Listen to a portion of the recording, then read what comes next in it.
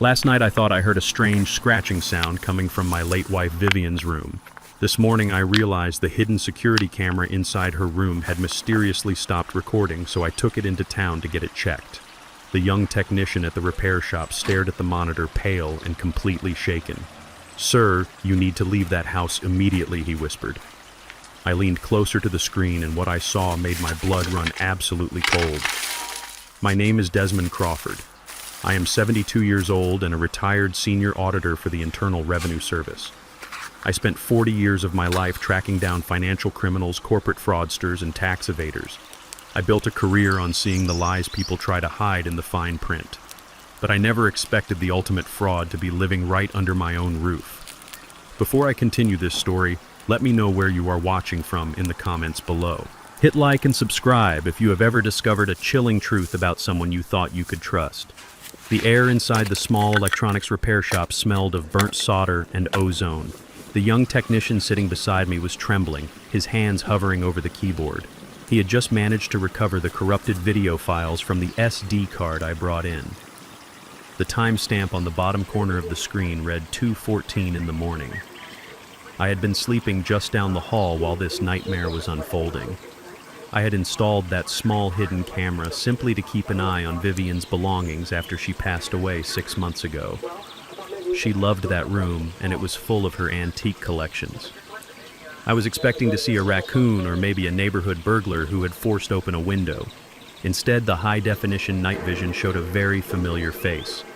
It was Kyle, my 35-year-old white son-in-law, a slick, fast-talking real estate broker who always walked around my house with an unearned sense of absolute superiority. On the screen, Kyle was wearing dark clothes and thick gloves. He was clutching a heavy steel crowbar. He was sweating profusely, wiping his forehead with the back of his sleeve as he looked around nervously. He dropped to his knees and jammed the crowbar into the seams of the original hardwood floorboards in Vivian's sanctuary.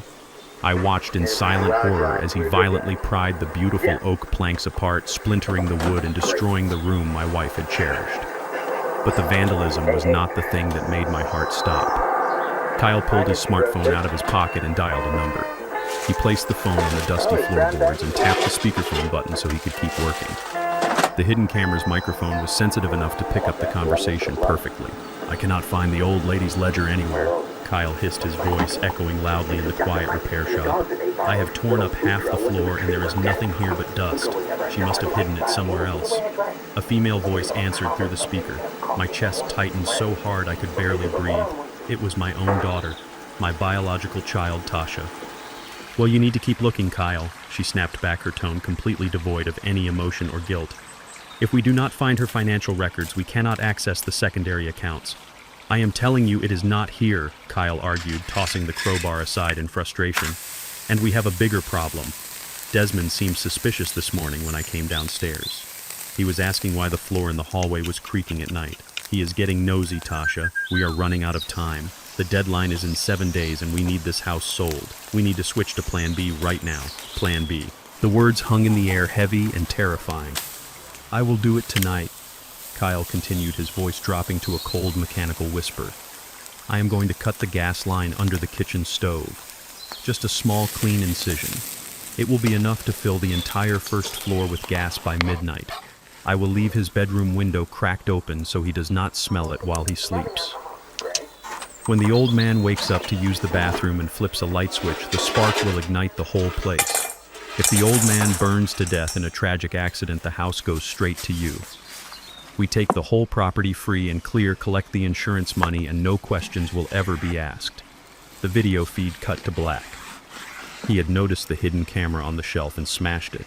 The technician pushed his wheeled chair violently away from the desk. He was hyperventilating, his eyes wide with absolute terror. "Sir, we have to call the police right now," he stammered frantically, reaching for his cell phone. "They are actively planning to murder you. You cannot go back to that house. You need an armed escort." I reached out and placed my large, calloused hand firmly over his phone, pressing it flat against the desk. "No," I told him. My voice was completely steady, lacking any trace of panic. "Do not call anyone. Do not dial those numbers." He looked at me as if I had completely lost my mind. "But sir, they are going to kill you tonight. He is going to blow up your house." I shook my head slowly, analyzing the situation with the cold, calculated precision of a federal auditor. "If we call the police right now, what do we actually have?" I asked him. "We have a video of a man damaging some floorboards and having a conversation. A slick, expensive lawyer will say he was sleepwalking or acting out a dark joke for a movie script. He will get charged with misdemeanor vandalism and walk out of jail on a cash bond by tomorrow morning. He will know that I know, and he will come back for me much smarter and much more dangerous the second time. You never strike a predator when they have room to run. You strike when they are already locked inside the cage." I knew exactly how men like Kyle operated. For 4 decades, I sat across the interrogation table from arrogant men in $1,000 suits who thought they could outsmart the federal government. Kyle thought he could pull a fast one on a grieving old black man. He thought my mind was slowing down with age. He had absolutely no idea that my brain was a steel trap. And more importantly, I knew exactly what he was looking for under those floorboards. Vivian had been a meticulous corporate accountant before she retired. On her deathbed, she held my hand, her grip surprisingly strong for a dying woman, and she gave me a chilling warning. "Desmond, you need to watch Tasha and Kyle," she had whispered. "Their greed is a bottomless pit. They are living way beyond their means and hiding something terrible. I hid my private ledger where they will never find it. Protect yourself." At the time, I thought it was just the paranoia of a woman heavily medicated and terrified of leaving me alone. I should have listened to her. Kyle was desperately hunting for Vivian's ledger. He needed whatever financial secrets were locked inside that book to save his own miserable skin. I pulled a crisp $100 bill from my leather wallet and slid it across the glass counter to the trembling technician. "Erase the cache on your computer, completely wipe the video player history, and forget you ever saw this footage," I told him strictly. "I am taking the SD card with me." I walked out of the electronics repair shop and got into my sturdy sedan. The winter air was freezing, cutting through my jacket, but I did not turn on the heater. I needed the biting cold to keep me completely focused and alert.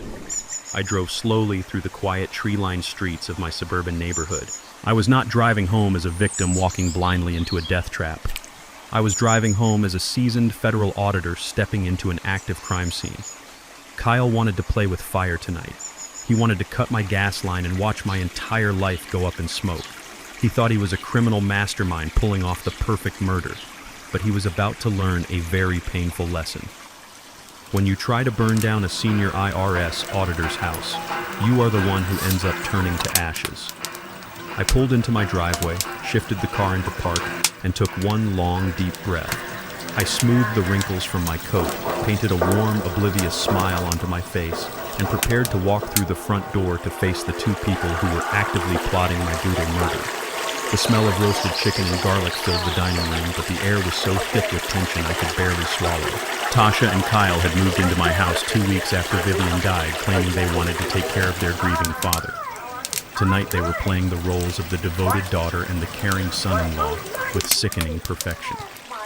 Kyle sat across from me wearing a crisp polo shirt, smiling a smile that did not reach his cold blue eyes. He reached across the table with a bottle of expensive red wine and filled my glass almost to the brim. "Drink up, Desmond," he said smoothly. "You have been looking so tired lately. We just want you to relax. You know your memory has been slipping a bit these past few days. We are getting worried." I looked at the dark red liquid in the glass. Slipping memory. That was the narrative they were building. Tasha nodded, placing a manicured hand over mine. "Yes, Dad," she said, her voice dripping with fake sympathy. "Yesterday you forgot to lock the front door, and this morning you asked about Mom's old gardening gloves. We just want to make sure you are safe." I had not forgotten to lock the door. Kyle had unlocked it, and I had never asked about the gardening gloves. They were gaslighting me, planting seeds of doubt, trying to manufacture a history of dementia. I played right along. I reached into the breast pocket of my cardigan where I always kept my blood pressure medication. I patted my chest. Then I patted my pants pockets. My hands began to search frantically. "My pills," I muttered, letting my voice sound high and panicked. "I cannot find my medication. I always keep it right here." Kyle exchanged a quick, wicked glance with Tasha. "Oh, Desmond," he sighed, shaking his head like a disappointed parent. "I found your pill bottle on the kitchen counter this morning. You left it next to the sink. You really are getting forgetful, old man. We cannot have you missing your heart medication." He pulled the small orange plastic bottle from his own pocket and set it on the table. He had stolen it from my jacket while I was hanging my coat in the hallway. They were trying to establish a documented pattern of severe cognitive decline. They needed me to look completely incompetent for whatever legal maneuver they were planning next. I decided to give them an Oscar-winning performance. I reached out for the pill bottle, but I commanded the muscles in my forearm to tremble violently. I let my hand shake so badly that my knuckles collided hard with the stem of the full wine glass. The fragile crystal tipped over instantly, sending a massive wave of dark red wine cascading across Vivian's pristine white lace tablecloth. "Oh no," I gasped, shrinking back into my chair, acting completely humiliated. "I am so sorry. Look what I did. My hands, they just will not stop shaking. I am so clumsy." Tasha let out a loud dramatic sigh of pure annoyance, momentarily dropping her loving daughter act. "Really, Dad," she snapped, "that tablecloth is antique." Kyle held up his hands, playing the patient saint. "It is okay, Tasha," he said patronizingly. "He cannot help it. He is declining rapidly. Let me clean it up, Desmond. Why do not you just head upstairs to bed? You need your rest." I kept my head bowed down, letting them see a broken, defeated widower. "Thank you, Kyle," I whispered. "I think I will go lay down." I slowly pushed my chair back and shuffled toward the wooden staircase, dragging my feet.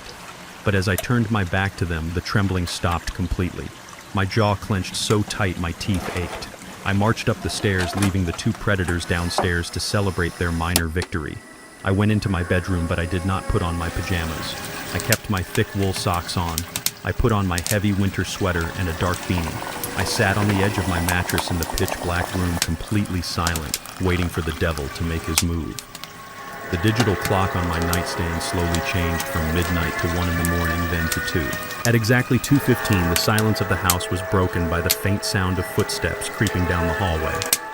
I heard the floorboards creak right outside my bedroom door. I held my breath.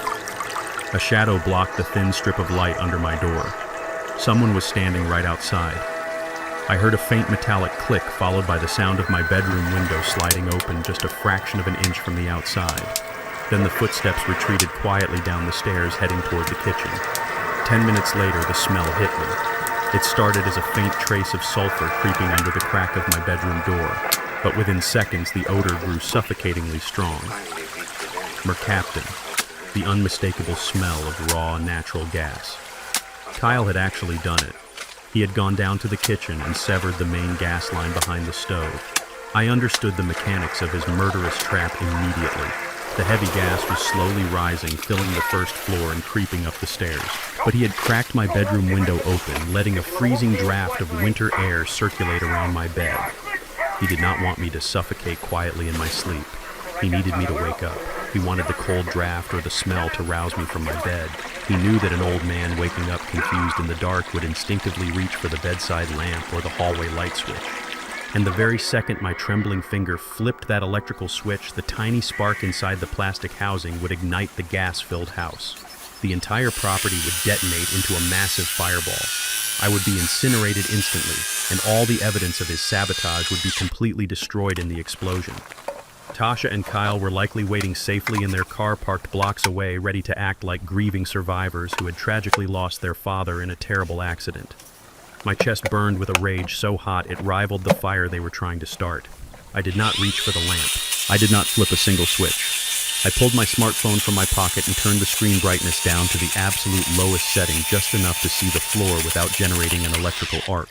I pressed my hand against my mouth and nose, breathing as shallowly as possible to avoid inhaling the toxic fumes. I moved silently across the dark bedroom.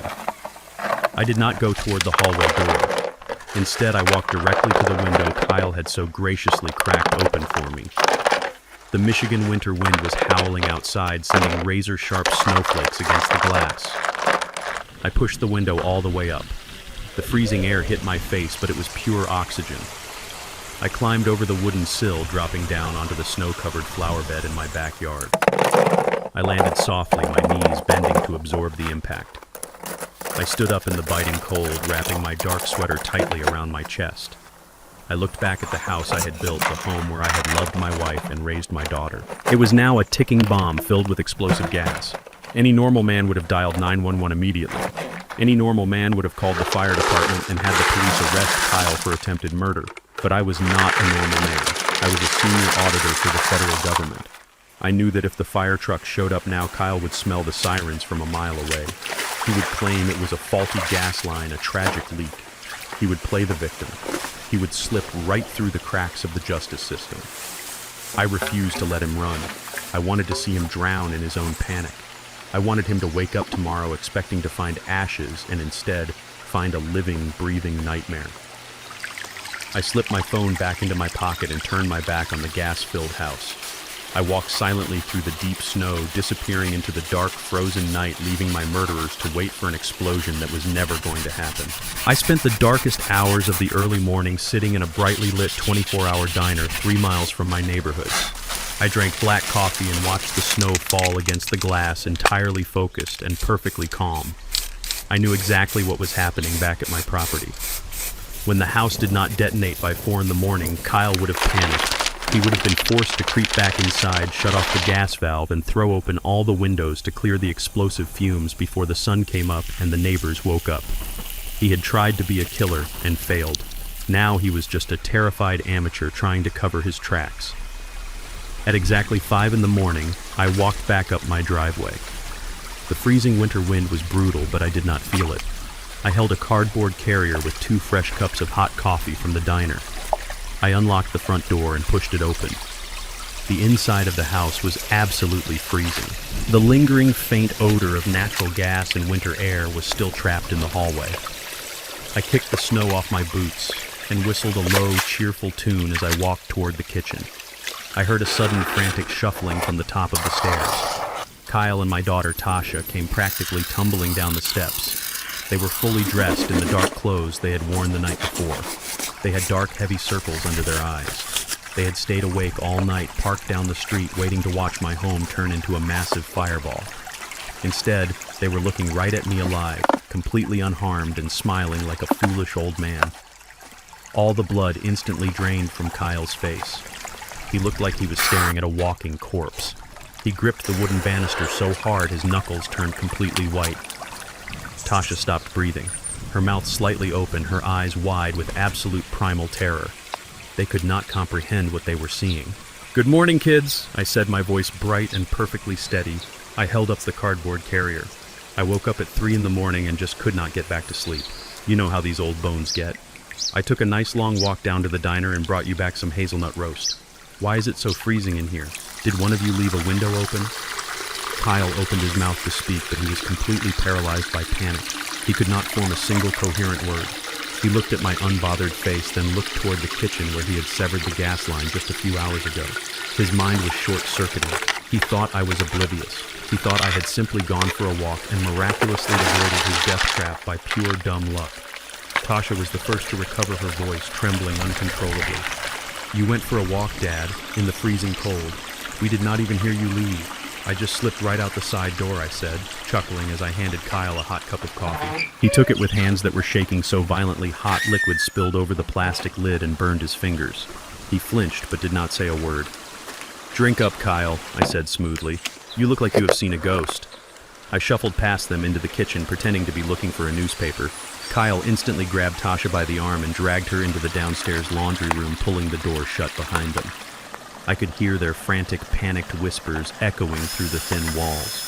They were desperately trying to figure out how their perfect murder had failed and what to do next. That was exactly the distraction I needed. I moved silently up the carpeted stairs, heading straight for my late wife Vivian's bedroom. This was my window of opportunity. Kyle had torn up the floorboards looking for Vivian's financial ledger, but he had failed. He was a slick, fast-talking real estate broker, but he was an amateur investigator. Amateurs look under floorboards and behind paintings. But I was a retired senior auditor for the Internal Revenue Service.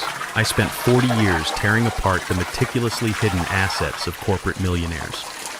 I do not look for hiding spots. I look for discrepancies in physical volume and space. I stepped into Vivian's sanctuary. The room smelled faintly of her lavender perfume, mixed with the dusty scent of the splintered oak floorboards Kyle had destroyed with his crowbar. I ignored the mess on the floor and walked directly toward the large antique cedar chest sitting at the foot of her bed. Vivian loved that chest. She kept her most prized quilts and winter blankets in it. I knelt on the rug and ran my sounded hollow and empty, but the bass sounded hollow and empty, but the bass sounded thick and dense, too dense. The exterior dimensions of the chest did not match the interior depth by exactly 3 inches. I slid my fingers underneath the heavy carved bass, feeling along the rough grain of the wood. Right in the back left corner, my fingertip brushed against a tiny recessed metal button. I pressed it hard. A soft mechanical click echoed in the quiet room. A hidden drawer spring loaded and perfectly concealed within the bottom molding of the cedar chest slid silently out over the carpet. Inside the velvet-lined drawer was a thick, heavy manila envelope and a small black USB flash drive. I pulled the envelope out and opened it, my heart beating with a steady, calculated rhythm. I recognized Vivian's neat, meticulous handwriting immediately. Vivian was not just a loving mother. Before she retired, she had been a certified public accountant. She understood numbers better than anyone I knew, and before the cancer took her, she had used her remaining strength to audit our own family. I pulled out a stack of printed banking documents and official property records. The numbers printed in bold black ink hit me like a physical blow to the chest. It was a massive commercial home equity loan. $500,000 leveraged directly against the fully paid-off deed of this very house. The house I had worked overtime for decades to own free and clear. I scanned the approval dates. The loan had been finalized 8 months ago while Vivian was undergoing chemotherapy, and I was entirely focused on keeping her comfortable. Kyle had used my pristine credit score and my property to secure $500,000 in cash. But Kyle could not have done this alone. He needed my legal authorization. I flipped to the final page of the loan agreement looking for the signature line. There it was. My name, Nathaniel Crawford, signed in blue ink. But the loops of the letters were slightly too tight and the slant leaned slightly to the left. I stared at the signature and a cold, heavy darkness settled over my soul. I knew that handwriting. I had watched that handwriting evolve from crayon drawings on a refrigerator to college application essays. It was Tasha, my own daughter. She had forged my signature on federal banking documents to help her husband steal $500,000 from her own father. The entire murderous puzzle snapped together with terrifying clarity. This was not just about inheriting a house early. Kyle and Tasha had stolen $500,000 and they had no way to pay it back. If the bank foreclosed on the house while I was alive, the fraud would be instantly discovered. I would be notified and they would both go to federal prison for identity theft and wire fraud. They needed me dead. If I died in a tragic gas explosion, the house would burn to the ground. The physical paperwork would be reduced to ashes.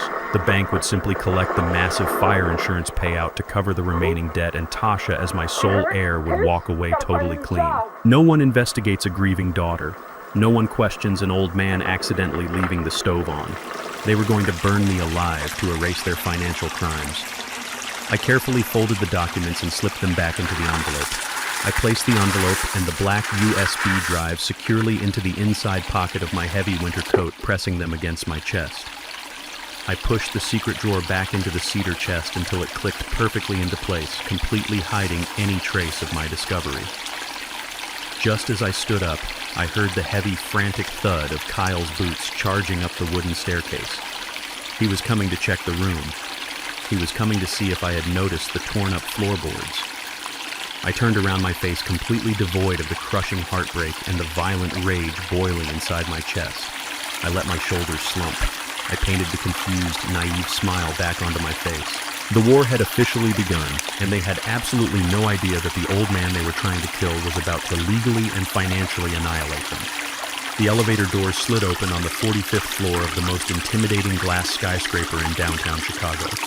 I walked past the mahogany reception desk and stepped directly into the corner office of Marcus Vance. Marcus was not just an attorney. He was a legal predator. He was the man wealthy people called when they needed their enemies completely destroyed without leaving a single fingerprint behind. We had been close friends for 30 years. Back in the day, we worked together breaking down complex tax evasion rings for the federal government. I knew exactly how ruthless he could be. And right now, I needed a monster on my side. I sat down in the heavy leather chair across from his desk. I did not bother with pleasantries. I reached into the inside pocket of my winter coat, pulled out the heavy manila envelope and the black USB flash drive and placed them gently onto the polished glass surface of his desk. Marcus looked at my face and his professional smile instantly vanished. He knew me too well. He saw the cold, calculated fury hiding behind my eyes. He did not ask any questions. He picked up the black flash drive and plugged it directly into his secure encrypted computer terminal. The files on the drive were heavily password protected, but my late wife Vivian had always been incredibly predictable when it came to her digital security. I typed in the date of our wedding anniversary and the files instantly unlocked. What appeared on the massive monitor took my breath away. Vivian had not just found a simple forged bank loan. My wife had spent the last months of her life conducting a full-scale forensic audit on our own daughter and son-in-law. There were hundreds of meticulously organized spreadsheets, intercepted text messages, and scanned wire transfer receipts. Marcus leaned closer to the screen, his eyes darting across the columns of numbers. He started tracing the path of the $500,000 that Kyle and Tasha had stolen using my forged signature. Desmond. This is not a normal commercial real estate loss, Marcus said, his voice dropping to a low, serious whisper. I thought they just made a bad investment, but this money never went into a property escrow.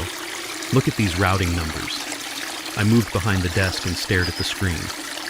As a retired senior auditor for the Internal Revenue Service, I could read a financial trail like a normal person reads a newspaper. The money had been funneled through a series of dummy shell corporations registered in the Cayman Islands. But the final destination of the funds was not a legitimate business. It was a massive, illegal underground sports betting syndicate. Kyle had not just taken out a fraudulent home equity loan. He was a degenerate gambler. He had taken $500,000 of my hard-earned equity and blown every single penny of it on illegal high-stakes gambling. But the truth was much darker than a simple gambling addiction. Marcus opened a folder containing screenshots of text messages Vivian had somehow managed to recover from Kyle's synchronized tablet. I read the messages, and my blood ran completely cold. Kyle was not just in debt to a bank. He was in debt to a violently dangerous criminal organization. The messages from the syndicate were explicitly clear. They were demanding their $500,000 back, plus $200,000 in extortionate interest. And they had given Kyle a terrifying deadline. He has exactly 7 days, Marcus muttered, reading the final text message on the screen. The message stated that if the debt was not settled in full by next Friday night, the syndicate was going to send a crew to dismember Kyle and dump his body in the river. They also threatened to go after his wife. They threatened to go after Tasha. Everything suddenly made perfect, terrifying sense. The brutal urgency, the desperate need to have me declared mentally incompetent. The attempt to blow up my house with a severed gas line in the middle of the night. Kyle and Tasha were not just greedy. They were fighting for their actual lives. They needed to sell my house immediately to pay off a ruthless mafia hit squad. If I was alive and legally competent, I would never allow the sale of the property. If I discovered the fraudulent mortgage, they would go to federal prison. They were trapped in a corner with a gun to their heads. They had decided that murdering a 72-year-old man was the only way to save their own miserable skins. Marcus slammed his hand down on the desk. Desmond, we have to call the Federal Bureau of Investigation right now. We have documented proof of wire fraud, identity theft, and an active murder conspiracy. The police will have a tactical team at your house in 10 minutes. We can put them behind bars before the sun goes down. I stood perfectly still, staring at the glowing monitor. I thought about Tasha. I thought about the little girl I had raised. The little girl whose pneumonia treatments I had paid for by selling my own blood and working 3 jobs because my insurance would not cover it. She had allowed her husband to cut a gas line in my kitchen. She had agreed to burn me alive just to cover up their financial crimes. I slowly turned to look at Marcus. My face was completely devoid of any human empathy. No, I said, my voice steady and cold as ice. We are not calling the police. We are not handing this over to the authorities. Marcus stared at me in absolute shock. Desmond, they are actively trying to kill you. They are desperate. If you go back to that house, you are walking into a death trap. If we call the police right now, Kyle gets arrested for fraud, I explained smoothly. He will get a highly paid lawyer to negotiate a plea deal. Tasha will cry in front of a judge, claim she was manipulated by an abusive husband, and she will get probation. They will get a roof over their heads and 3 meals a day in a safe federal facility protected from the cartel. That is entirely too easy, Marcus. That is not justice. That is a rescue mission. Marcus leaned back in his heavy leather chair. He folded his hands together. He knew exactly what I was saying. What do you want to do, Desmond? I walked over to the floor-to-ceiling window and looked down at the sprawling city below. I want to freeze every single path they have, I said, my tone absolutely lethal. I want to trap them inside their own terrifying game. Let them think they are winning. Let them think they have successfully fooled the old man with dementia. Let them set up the sale of the house. And right when they reach out to grab the money, right when they think they have saved their own lives, we are going to strip absolutely everything away. I want them to feel the exact moment their entire world collapses. I want them to face those loan sharks with empty pockets. A slow, dark smile spread across Marcus's face. He understood perfectly.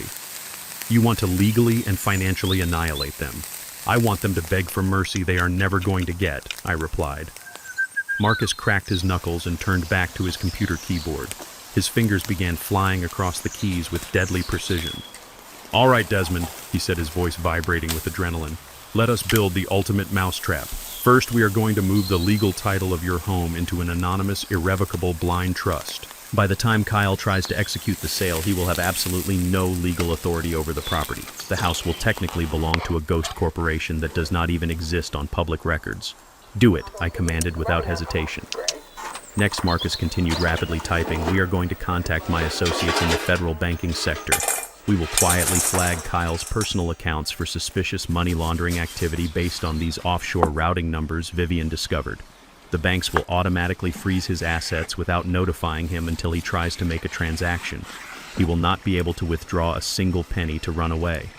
I watched Marcus work, feeling a deep, overwhelming sense of calm wash over my body. Kyle and Tasha thought they were dealing with a vulnerable, confused old man. They thought I was easy prey. They had absolutely no idea that they had just declared war on a man who had spent 4 decades dismantling the lives of the most powerful financial criminals in the country. They wanted to play with fire. I was going to give them an inferno. I pulled my heavy winter coat tight around my shoulders and prepared to head back to the house. It was time for me to go home and play the role of the helpless victim. It was time to start the final performance of my life. I walked back up my driveway and stood on the porch for a moment, letting the freezing winter wind bite my face. I needed to shift gears immediately. I was no longer the sharp, meticulous federal auditor who had just mapped out their absolute destruction in a downtown skyscraper. From the exact second my hand touched that brass doorknob, I had to become the very thing they desperately needed me to be. A broken, confused, and rapidly declining old man. Before opening the door, I kicked off my right winter boot and slipped my foot into a scuffed brown loafer I had grabbed from the garage. I unbuttoned my heavy coat unevenly, leaving one side hanging awkwardly off my shoulder.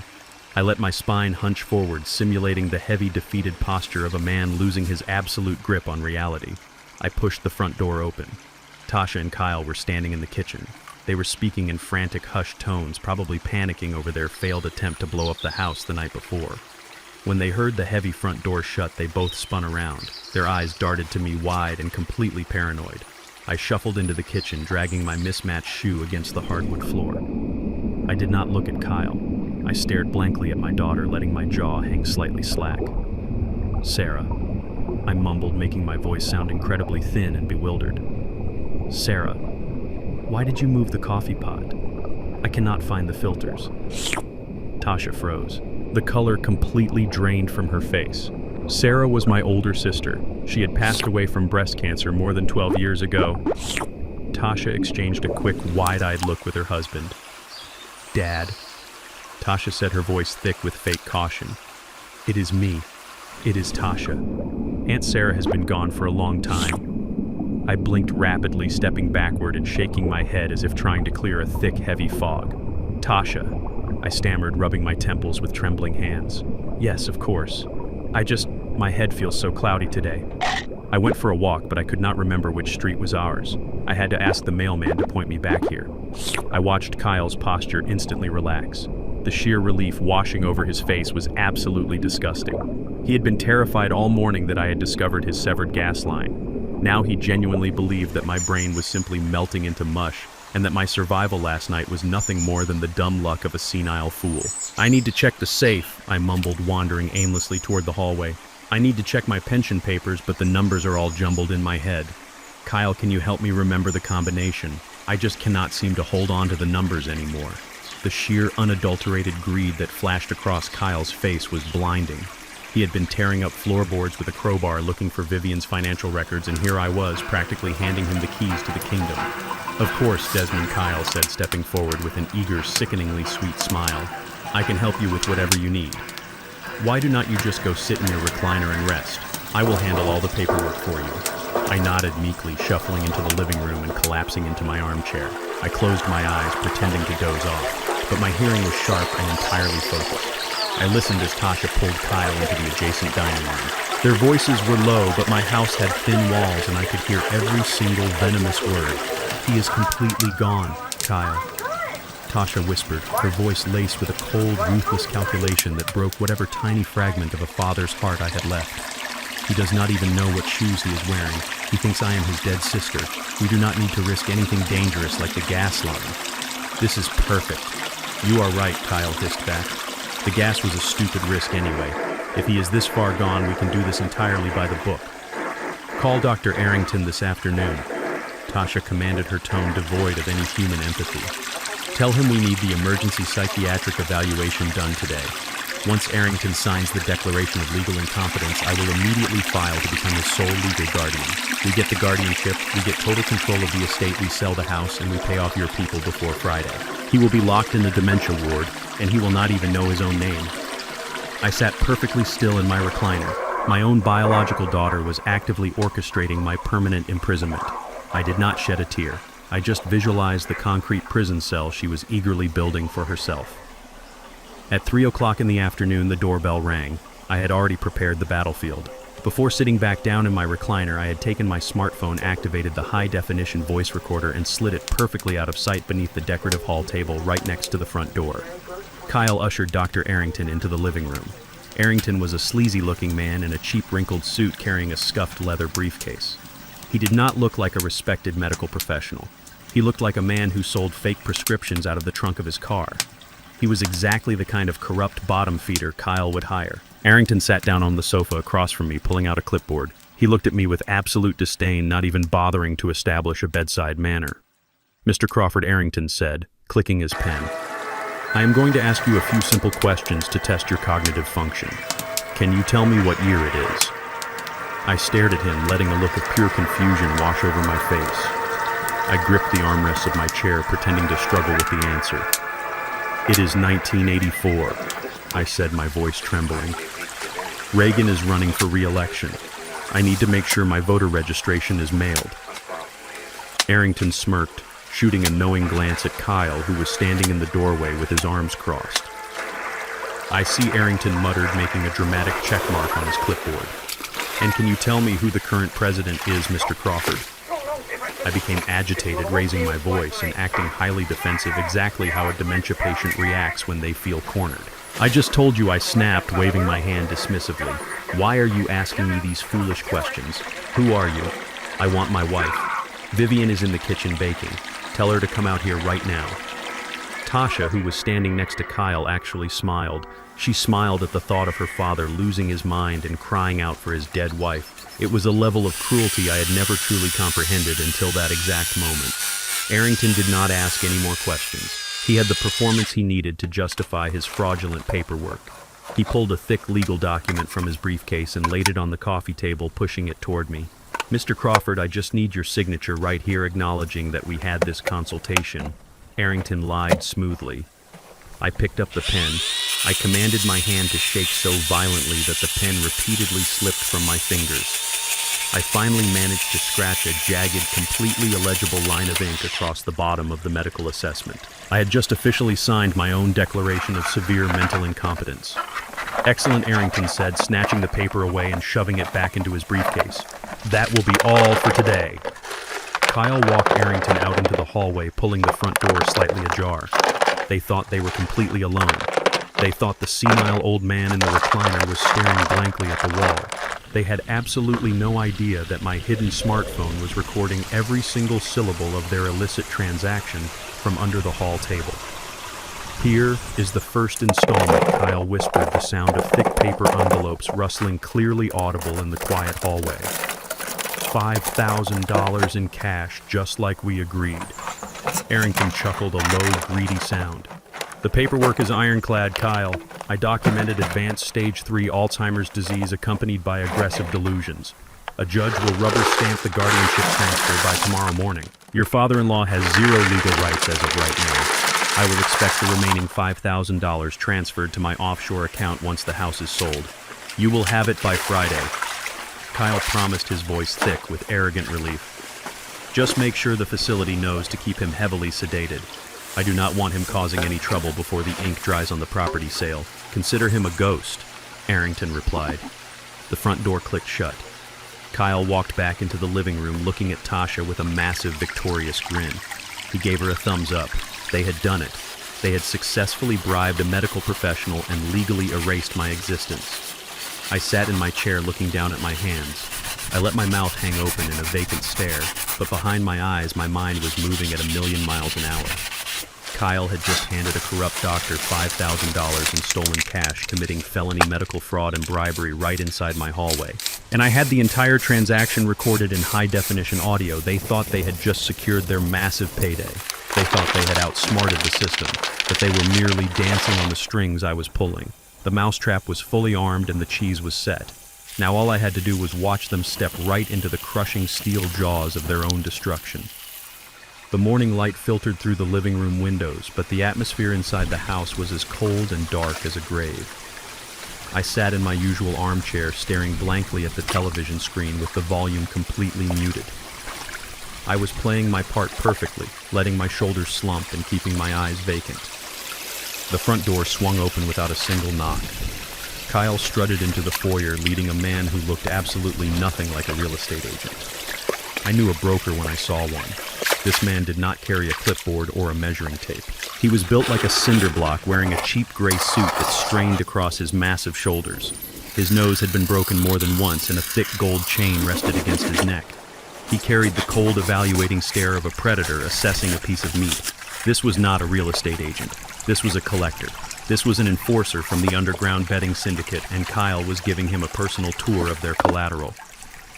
The foundation is solid, Kyle said, his voice echoing loudly across the room as if I were deaf or already dead. We can tear out this load-bearing wall here and open up the entire floor plan. It will easily flip for over $700,000 on the open cash market. I will have the deed in my name by this afternoon. The thug grunted, kicking the wooden baseboard with a heavy steel-toed boot. It better, he rumbled, his voice gravelly and dripping with a quiet, lethal threat. You know the boss does not like waiting for his return on investment. You have less than 7 days, Kyle. If the $500,000 does not clear our accounts by next Friday, we take the house and we take parts of you with it. Kyle swallowed hard, a nervous sweat breaking out on his forehead. He practically shrank under the big man's gaze. I told you it is a done deal, he stammered frantically, wiping his brow. We are finalizing the paperwork today. The old man is completely out of his mind. He does not even know what year it is. He thinks my wife is his dead sister. It is going to be incredibly easy. They walked right past my chair. The thug did not even glance down at me. Kyle looked at me with pure, unfiltered contempt. To them, I was entirely invisible. I was nothing but a piece of outdated furniture waiting to be thrown into the garbage so they could clear out the room. 10 minutes later, the thug let himself out, the heavy front door slamming shut behind him. Kyle immediately rushed into the kitchen, his breathing ragged and shallow. I could hear him whispering frantically to Tasha, his voice laced with absolute panic. He was terrified. The reality of his situation was crashing down on him, and he needed my signature to save his own miserable life. Moments later, my daughter emerged from the kitchen holding a thick stack of legal documents and a heavy black pen. She walked over to my recliner, pasting a sick, overly sweet smile on her face that made my stomach churn. "Hey, Dad," Tasha said, her voice dripping with artificial warmth. "How are you feeling today? Still a little foggy?" I blinked slowly, letting my jaw hang slightly slack. I looked up at her with wide, confused eyes. "Tasha," I mumbled softly. "Is that you? I thought you were at piano practice." She suppressed an eye roll, exchanging a victorious look with Kyle, who had stepped into the archway with his arms crossed. "No, Dad." Tasha sighed patronizingly. "Piano practice was 20 years ago. Listen, we have some important mail that came in for you. It is just the annual renewal forms for your health insurance. Remember, we do this every single year. You just need to sign the bottom of the page so your medical coverage does not lapse." She placed the stack of papers on the small wooden side table right next to my chair. The bold print at the very top of the page was crystal clear. It did not say health insurance renewal. It said full power of attorney and absolute transfer of deed. They were going for the ultimate kill shot. With Dr. Arrington's fraudulent medical assessment already sitting in their pocket, this signature would legally hand over every single asset I owned to Kyle. They would have the unquestionable legal authority to liquidate my house, drain my accounts, and dump me in a locked psychiatric ward by nightfall. I do not know Tasha. I whimpered, my hands beginning to tremble violently. I do not have my reading glasses. The letters are all blurry and my head hurts. Can we just wait until tomorrow? We cannot wait until tomorrow. Desmond Kyle snapped, his patience instantly evaporating. The sheer primal panic of the syndicate's deadline was completely boiling over. He marched across the living room and practically shoved the heavy black pen into my shaking hand. Just sign the paper. It is just a simple formality. Put your name on the line so we can take care of your medical bills. Do not make this harder than it has to be. I looked down at the document. I looked up at the two people who were actively trying to destroy my entire existence. Tasha was tapping her manicured foot impatiently. Kyle was grinding his teeth, a thick vein pulsing furiously in his forehead. They were so blinded by their own greed and their own terror that they completely forgot who they were dealing with. I spent 4 decades navigating mountains of complex financial documents. I had busted millionaire tax evaders by catching microscopic discrepancies buried in thousands of pages of corporate filings. My manual dexterity with paperwork was flawless. And last night, sitting in Marcus Vance's secure downtown penthouse, we had prepared the ultimate countermeasure. I was wearing a loose, heavy wool cardigan. Hidden perfectly inside the wide sleeve of my right arm was an identical stack of legal paper printed on the exact same heavy cardstock and bound by the exact same metal clip. Okay, I whimpered, acting completely overwhelmed and intimidated. Show me where to sign. I leaned forward, my hands shaking uncontrollably. As I brought the pen down, I intentionally bumped the edge of the wooden side table with my elbow. The stack of papers Kyle had brought slid right off the polished surface and scattered wildly across the living room rug. Oh, for crying out loud, Kyle shouted in pure, uncontrollable frustration. You clumsy old fool! You ruin absolutely everything! He bent down to gather the scattered pages, his eyes taken entirely off my hands. Tasha sighed loudly, turning her head away in absolute disgust. In that fraction of a second, the trembling in my hands completely stopped. With the smooth, lightning-fast precision of a seasoned casino card dealer, I pulled their fraudulent document off the top of the pile and shoved it deep between the cushions of my recliner. Simultaneously, I slid Marcus Vance's custom-drafted document out of my cardigan sleeve and placed it perfectly flat on the table. It looked exactly the same. It had the same margins, the same fonts, and the same signature lines. But the fine print buried in the second paragraph was radically different. Kyle stood up, his face red with anger, clutching the disorganized pages he had picked up from the floor. Just sign it right here, he barked, pointing a demanding, aggressive finger at the signature line of the document sitting on the table. I let my hands resume their violent shaking.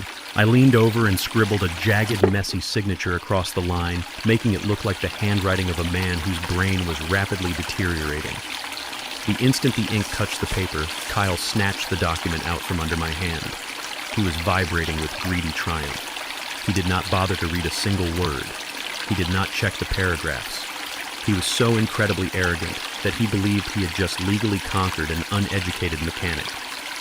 Finally, Kyle breathed out a manic smile spreading across his sweating face. He pulled a heavy metal notary stamp out of his pocket, likely a fake one supplied by his criminal contacts, and stamped the bottom of the page with a loud, satisfying thud. Then he grabbed the pen and aggressively signed his own name on the designated authorized representative line to finalize the execution of the document. He looked at Tasha, his eyes wide with absolute victory.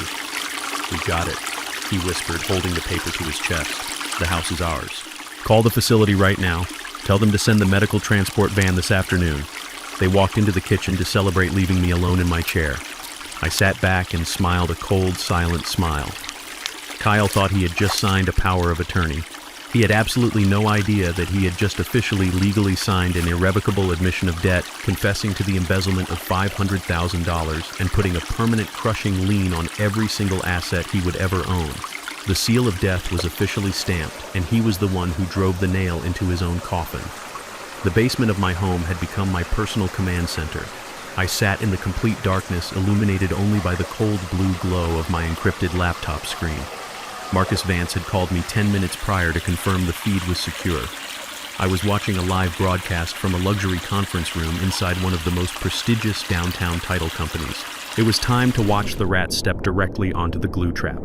The heavy glass doors on my screen swung open. Kyle and my daughter Tasha walked into the room. They looked like they had just conquered the world. Kyle was wearing a tailored suit he absolutely could not afford, acting like he owned the entire building. Tasha walked beside him, clutching a designer handbag paid for with the money they had stolen from my retirement accounts. They sat down at the massive mahogany table, completely oblivious to the fact that every corner of that room was wired with federal surveillance equipment. Sitting across from them was a man dressed in a sharp charcoal suit. He introduced himself as Mr. Sterling, a billionaire real estate investor looking to acquire prime suburban properties for cash. Kyle eagerly shook his hand. He had absolutely no idea that Mr. Sterling was actually a highly decorated undercover federal agent carefully selected by Marcus Vance to execute this sting operation. "Let us get right down to business," Kyle said, leaning forward with an arrogant smirk. "As we discussed over the phone, my father-in-law is no longer in a position to manage his estate. He has suffered a severe cognitive decline. We are looking for a rapid cash sale so we can finance his transition into a long-term medical facility." My stomach turned as I listened to the smooth, practiced lies falling from his mouth. Tasha nodded in agreement, putting on a tragic, sorrowful face. "It has been so hard on our family," she lied, her voice dripping with fake emotion. "But we just want what is best for my dad. We need to liquidate this asset today so we can afford his 24-hour care." Agent Sterling played his part flawlessly. He offered them a warm, sympathetic smile. "I completely understand your situation," he said. "Dealing with an aging parent is a terrible burden. I am more than happy to expedite this purchase. Do you have the legal authorization to execute the sale on his behalf?" Kyle practically vibrated with excitement. He reached into his leather briefcase and pulled out the thick stack of fraudulent documents. This was the moment of absolute criminal commitment. He slid the papers across the polished wood table. "Right here," Kyle said, tapping the top of the stack. "We have a certified psychological evaluation from a licensed medical professional stating that Nathaniel Crawford is suffering from advanced Alzheimer's disease and is legally incompetent. And beneath that is the full power of attorney, making me his sole authorized representative. The paperwork is completely notarized and legally binding." I watched the federal agent pick up the documents. He looked over the forged medical assessment. He looked at the signature page where Kyle had unknowingly signed an irrevocable admission of debt just yesterday. The agent knew exactly what he was holding. He was holding irrefutable physical evidence of federal wire fraud, identity theft, and criminal conspiracy. "Everything looks to be in perfect order," Agent Sterling said, sliding the documents into his own briefcase. "You have made this a very easy transaction, Kyle." Agent Sterling reached into his inside jacket pocket and pulled out a crisp, rectangular piece of paper. He placed it face up on the mahogany table and slid it over to Kyle. It was a cashier's check. $1,200,000, the exact cash value of my home. Kyle's eyes widened so far I thought they would fall out of his head. He stared at the amount, his mouth hanging slightly open. His hands physically trembled as he reached out and picked up the check. He thought he had just pulled off the scam of the century. He thought he had successfully stolen my entire life's work. He genuinely believed he now had the funds to pay off the violent underground syndicate that was threatening to murder him and still have over $500,000 left over to fund his lavish lifestyle. "We appreciate doing business with you, Mr. Sterling," Kyle said, his voice cracking slightly from the sheer adrenaline of his supposed victory. "The pleasure is entirely mine," Agent Sterling replied, standing up to shake his hand. "The funds are available immediately.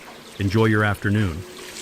The camera feed cut out as Kyle and Tasha rushed out of the conference room, clutching the check like it was a winning lottery ticket.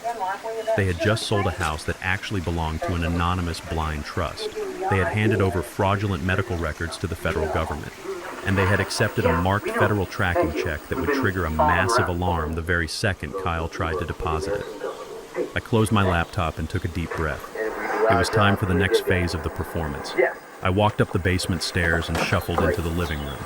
I sat down in my worn recliner, wrapped a knitted blanket around my shoulders, and let my eyes glaze over. I stared blankly into the blank television screen, waiting for the two criminals to return.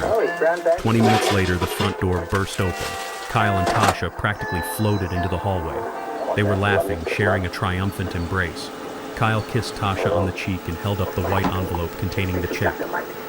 "I am going straight to the bank," Kyle whispered loudly, his voice buzzing with manic energy. "I am going to deposit this, clear the syndicate debt by wire transfer, and move the rest into our offshore account. Pack your bags, Tasha. We are going to Hawaii this weekend." "Hurry back," Tasha whispered. "I will handle the old man.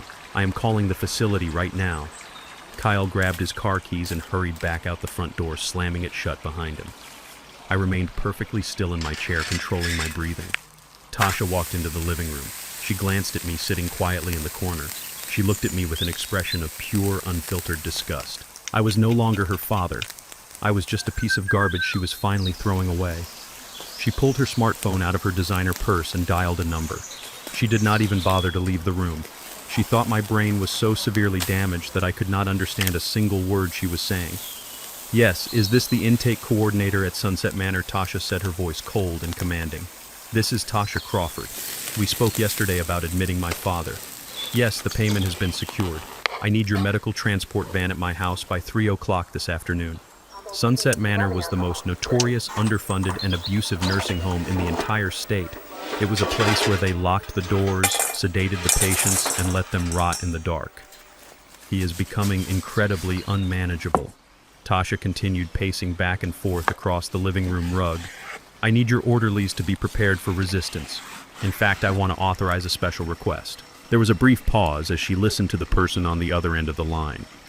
"I will give your transport nurses an extra $500 in cash when they arrive," Tasha said, her tone dropping to a ruthless, calculating whisper. "But in exchange, I want him heavily sedated the absolute second you get him into the back of that van. I do not want him opening his mouth. I do not want him causing a scene in my neighborhood. Give him the maximum dose of whatever tranquilizer you use. Just make sure he is completely quiet." My blood turned into liquid ice. This was my own child. I had spent 40 years sacrificing my body and my dreams to make sure she had a beautiful life. And here she was, standing 10 feet away from me, offering to pay strangers blood money to drug me into a chemical coma. She wanted to strip away my consciousness just to ensure her theft went smoothly. "Perfect," Tasha said, a cruel, satisfied smile spreading across her face. 3 o'clock. See you then." She hung up the phone and looked over at me. I kept my eyes fixed on the blank television screen, letting a small string of drool pool at the corner of my mouth. I played the pathetic, broken old man to absolute perfection. "Enjoy your nap, Dad," Tasha sneered, turning her back on me and walking toward the kitchen to pour herself a glass of celebration wine. "You are going to be sleeping for a very long time." I sat in the quiet living room listening to the clinking of her wine glass. She thought she had won. She thought I was going to be hauled away in a filthy van and locked in a nightmare for the rest of my natural life. But I was not terrified. I was not broken. I was just quietly waiting for 3 o'clock. Because when that transport van arrived, they were not going to find a helpless victim. They were going to find a retired federal auditor who was about to drop the full-crushing weight of the justice system directly onto their heads. At exactly 3 o'clock in the afternoon, 3 heavy, aggressive knocks hammered against the front door of my house. The sound echoed through the hallway like the pounding of a final nail into a coffin. I was sitting in my worn recliner, playing my part, keeping my eyes fixed blankly on the floor. Tasha walked briskly past me, her high heels clicking sharply against the hardwood. She did not hesitate for a single second. She reached out and pulled the heavy front door wide open. Standing on my porch were 2 massive, heavily muscled men wearing tight gray medical scrubs. They did not look like nurses or compassionate caregivers. They looked like nightclub bouncers or former convicts hired to do the dirty work that nobody else wanted to do. These were the orderlies from Sunset Manor, the most notoriously underfunded and abusive nursing home in the state. "Is the patient ready?" The taller of the 2 men grunted. His voice was rough and completely devoid of any basic human decency. He chewed his gum loudly, looking past my daughter and staring directly at me as if I were a piece of livestock waiting to be hauled off to the slaughterhouse. Tasha did not even flinch. She did not shed a tear or offer a comforting word to the man who had raised her. She turned her head and looked at me with eyes that were completely soulless. They were dead, empty pools of pure greed. All she saw when she looked at her father was an obstacle that was finally being permanently removed from her path. "Yes, he is ready," Tasha said, her voice flat and cold. She reached down beside the hallway table and picked up a cheap, crinkled plastic grocery bag. She walked over to my chair and tossed it carelessly at my feet. It hit my boots with a pathetic rustling sound. "There is your luggage, Dad," she sneered, looking down her nose at me. "I packed 2 old sets of clothes and some thick socks. You will not be needing anything else where you are going. They provide the hospital gowns and the food. Do not try to call me from the facility. I am changing my phone number this evening." I stared down at the plastic grocery bag. 40 years of backbreaking labor working overnight shifts to pay for her college tuition, sacrificing my own health so she could have a beautiful life, and this was my grand departure. A plastic bag with 2 faded shirts. It was the ultimate display of disrespect. I commanded my hands to shake, letting my bottom lip tremble as if I were terrified and heartbroken. The 2 massive orderlies marched into my living room, their heavy boots tracking dirt onto the clean rugs. They did not ask me to stand up. They simply reached down and grabbed me by my upper arms, hauling me out of my recliner with bruising, aggressive force. I let my legs drag, pretending I could barely support my own weight. I did not fight them. I let them pull me toward the front door, acting like a completely defeated, senile old man whose mind had finally given up. Kyle was standing right by the front door, leaning casually against the doorframe. He had just returned from the title company, perfectly unaware that the $1,200,000 cashier check sitting in his pocket was a federal trap. He jingled his car keys in his hand, a massive, arrogant smirk plastered across his sweating face. As the orderlies dragged me past him, Kyle leaned in close. I could smell the expensive cologne he had bought with my stolen retirement money. He brought his mouth right next to my ear, ensuring that neither Tasha nor the orderlies could hear his final poisonous whisper. "Goodbye, old man," Kyle hissed, his voice dripping with triumphant malice. "Have fun rotting in a locked ward. And thank you so much for the house. Tasha and I are going to have a fantastic time sipping margaritas in Hawaii while you forget your own name." I did not react. I kept my head bowed and let the men drag me out onto the front porch. The freezing winter air hit my face, but it felt incredibly refreshing. I was finally leaving this toxic environment. I was walking away from the 2 parasites who had tried to burn me alive and lock me in a cage. Parked at the end of my driveway was a rusted, dented white transport van with the Sunset Manor logo peeling off the side panels. The rear windows were covered in heavy metal wire mesh. It looked exactly like a mobile prison cell. The taller orderly slid the heavy side door open. The smell that rolled out of the cabin was absolutely nauseating. It was a thick, foul mixture of industrial bleach, stale urine, and pure human misery. They practically threw me into the back of the van, tossing the pathetic plastic grocery bag onto the filthy floorboard next to me. I stumbled onto the hard plastic bench and curled my shoulders forward. Before the orderly slammed the heavy sliding door shut, I looked back at my house one last time.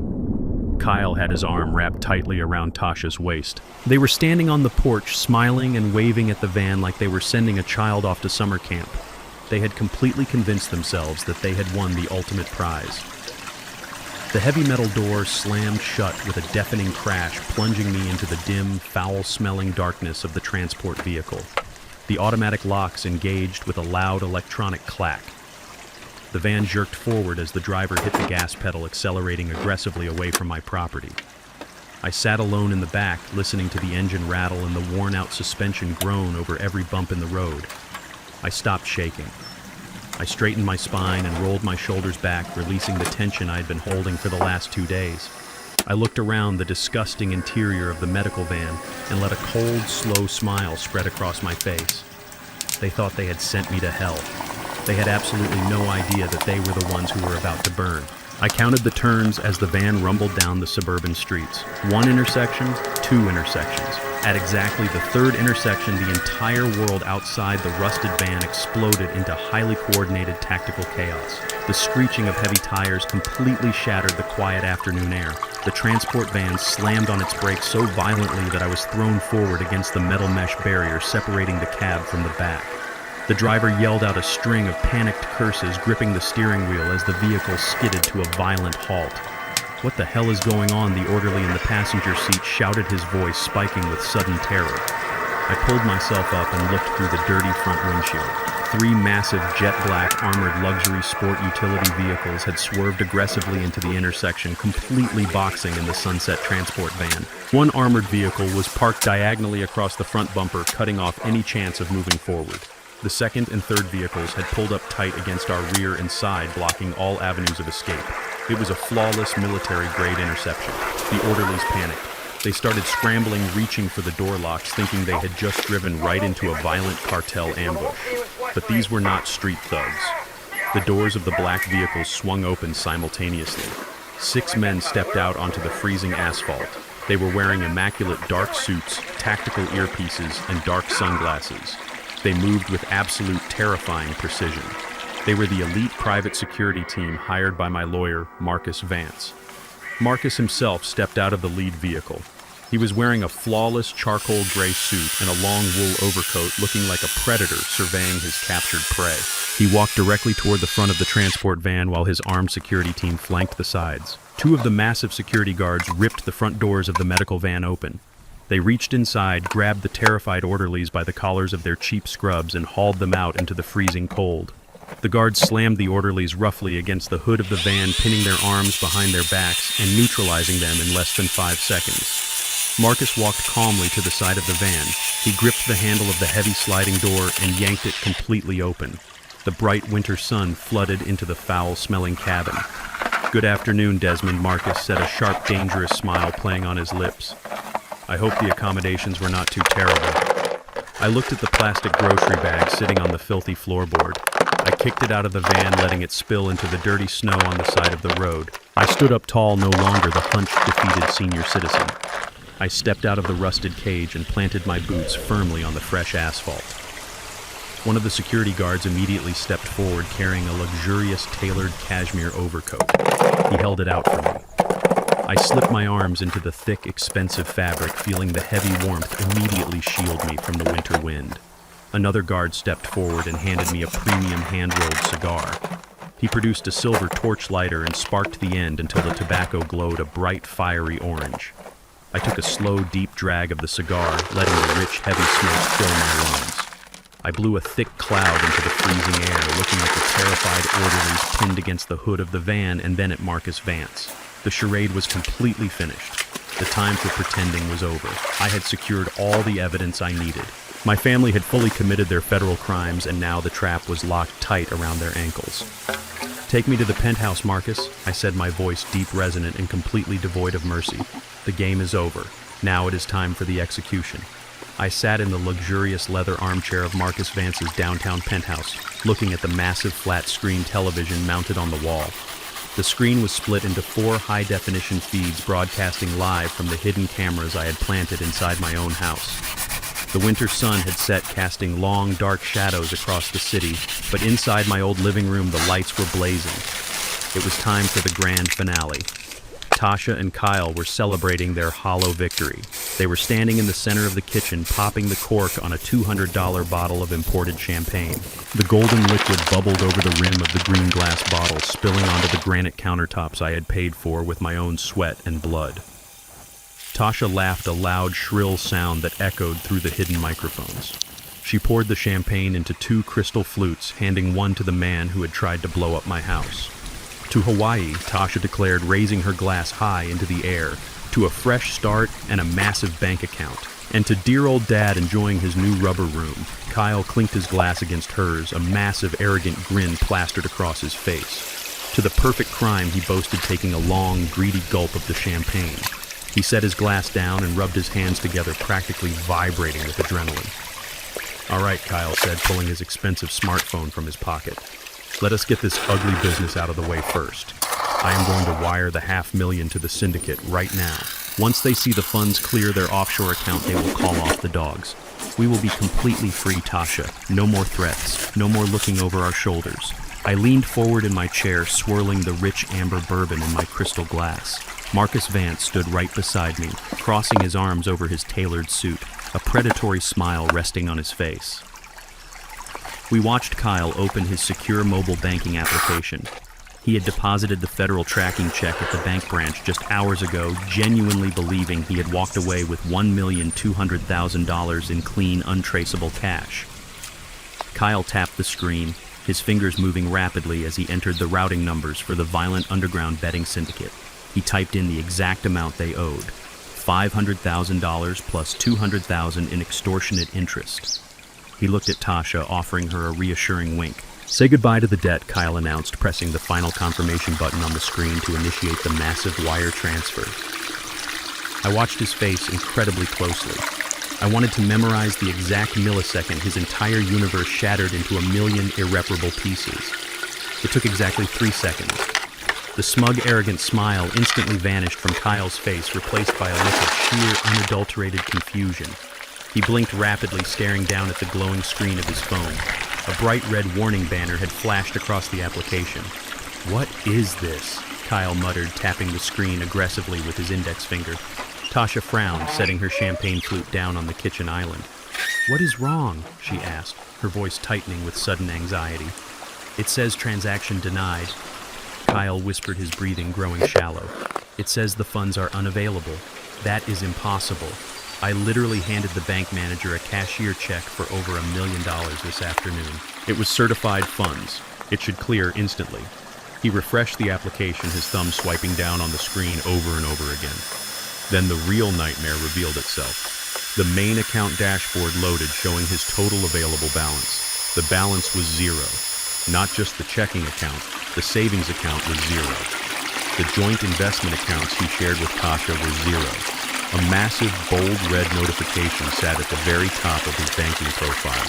It read, "Account frozen pending federal investigation." "No, no, no," Kyle chanted, his voice escalating into a high-pitched, hysterical whine. "This cannot be happening. This is a mistake. It has to be a computer glitch." Tasha grabbed his arm, her fingernails digging into his expensive suit jacket. "What do you mean frozen, Kyle?" she shrieked, the panic completely consuming her. "You owe those men $500,000 by Friday. If that money does not clear, they are going to kill you. Call the buyer. Call the billionaire right now. Maybe there was a problem with the check." Kyle nodded frantically, his hands shaking so violently he almost dropped the device. He pulled up his recent contacts and tapped the number for Mr. Sterling, the fake billionaire real estate investor who was actually a highly decorated federal agent. Kyle put the phone on speaker, holding it out with a trembling hand so Tasha could hear. The line did not even ring. "We are sorry," an automated metallic voice announced through the speaker, echoing loudly in the kitchen. "The number you have reached has been disconnected and is no longer in service." Kyle stared at the phone, his mouth hanging wide open. He ended the call and dialed it again. He punched the numbers in manually, his breathing ragged and out of control. "We are sorry," the automated voice repeated, cold and completely indifferent to his terror. "The number you have reached has been disconnected." "He is a ghost!" Tasha gasped, stumbling backward until her spine hit the refrigerator. "The billionaire is a ghost, Kyle. The check was fake. We gave him the house and he gave us a piece of worthless paper. We have been scammed. But the absolute worst blow was yet to come." I looked up at Marcus Vance and gave him a slow, deliberate nod. Marcus pulled his own encrypted smartphone from his coat pocket and dialed Kyle's number. Inside my kitchen, Kyle's phone suddenly erupted into a loud, ringing tone. Kyle jumped as if he had been electrocuted. He looked at the caller identification.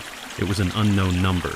He swiped the answer button, his hands completely slick with terrified sweat. "Hello?" Kyle gasped, his voice cracking pathetically. "Mr. Sterling, is that you? There is a problem with the check you gave me. The bank froze my accounts." Marcus Vance leaned toward the microphone of his phone, his voice dripping with lethal professional authority. "Good evening, Trenton," he said, using Kyle's full legal name. "This is Marcus Vance. I am the senior managing partner at Vance & Associates, a private legal firm representing Mr. Desmond Crawford." Kyle froze. His eyes widened in absolute primal horror. He looked at Tasha, who was covering her mouth with both hands, her face completely drained of color. What Kyle whispered, his voice barely audible. "What are you talking about? Desmond does not have a lawyer. Desmond is in a locked dementia ward. He does not even know his own name." "My client is perfectly lucid," Marcus replied smoothly, the edge of his voice sharp enough to cut glass. "And he is watching you right now, Kyle. He wanted me to personally inform you that the power of attorney document you so eagerly signed this morning was not a property transfer. If you had bothered to read the fine print, you would have realized you were legally signing an irrevocable admission of debt. You formally confessed to the embezzlement of $500,000 from my client's retirement accounts. No, Kyle screamed, gripping the edges of his hair. No, that is impossible. The notary stamped it. I sold the house today. You sold absolutely nothing, Marcus stated coldly. My client transferred the legal title of that property into an anonymous blind trust nearly a month ago. You cannot sell a house you do not own, Kyle. The transaction you executed today is entirely fraudulent and completely void. The cashier check you accepted was a flagged federal tracker. As of 30 minutes ago, the Federal Banking Commission has completely frozen every single financial asset attached to your name, including your joint accounts with Tasha, under suspicion of severe money laundering and wire fraud. The silence that followed was heavy and absolutely devastating. I watched the live feed feeling a profound sense of total justice. Kyle was looking at the physical manifestation of his own doom. He realized in that exact second that he had never been the smartest man in the room. He had been a mouse running joyfully through a maze right toward the snapping jaws of a trap. You are ruined, Trenton. Marcus continued, delivering the final crushing blow. You have no money. You have no house. You have confessed to grand larceny on a notarized document. And from what my client understands, you owe a very violent group of individuals a very large sum of money by the end of this week. I highly suggest you start running. Marcus ended the call, letting the line click dead. Inside my old kitchen, Kyle dropped his hands to his sides. His entire fake tech visionary persona completely shattered, leaving behind nothing but a broken, terrified fraud. He looked at the smartphone in his hand, the device that held his zeroed-out bank accounts and the disconnected numbers of the people who had played him perfectly. He let out a loud primal roar of pure, insane rage. He raised his arm high into the air and hurled the expensive smartphone directly at the granite countertop. The device smashed into a dozen pieces, glass and internal hardware scattering across the kitchen floor next to the spilled champagne. Kyle collapsed onto his knees, burying his face in his hands and sobbing hysterically. Tasha slid down the front of the refrigerator, joining him on the floor, entirely paralyzed by the reality of their absolute destruction. They had nothing left. The money was gone. The house was gone. And the syndicate was coming for their blood. I sat back in the luxurious leather chair of the downtown penthouse, taking a slow, deeply satisfying sip of my bourbon. The old black federal auditor, the man they thought they could discard like garbage, had just completely dismantled their entire universe. And the show was not even close to being over. I sat in the dim lighting of Marcus Vance's penthouse suite high above the freezing city streets. The expensive bourbon in my crystal glass had long since warmed, but I did not take another sip. My eyes were completely locked onto the glowing monitors displaying the live camera feeds from my old suburban home. It was past midnight and the neighborhood was dead silent. Inside the house, Kyle and Tasha were sitting on the living room floor, surrounded by the shattered pieces of Kyle's smartphone. They had not moved in hours. They were paralyzed by the crushing weight of their own absolute ruin, but their night was far from over. As a former senior auditor, I knew exactly how the underground betting syndicate operated. They ran on a strict schedule of fear and intimidation. When Kyle's massive $500,000 wire transfer bounced, the syndicate would not wait until Friday to collect. They would send a very clear and very violent message immediately.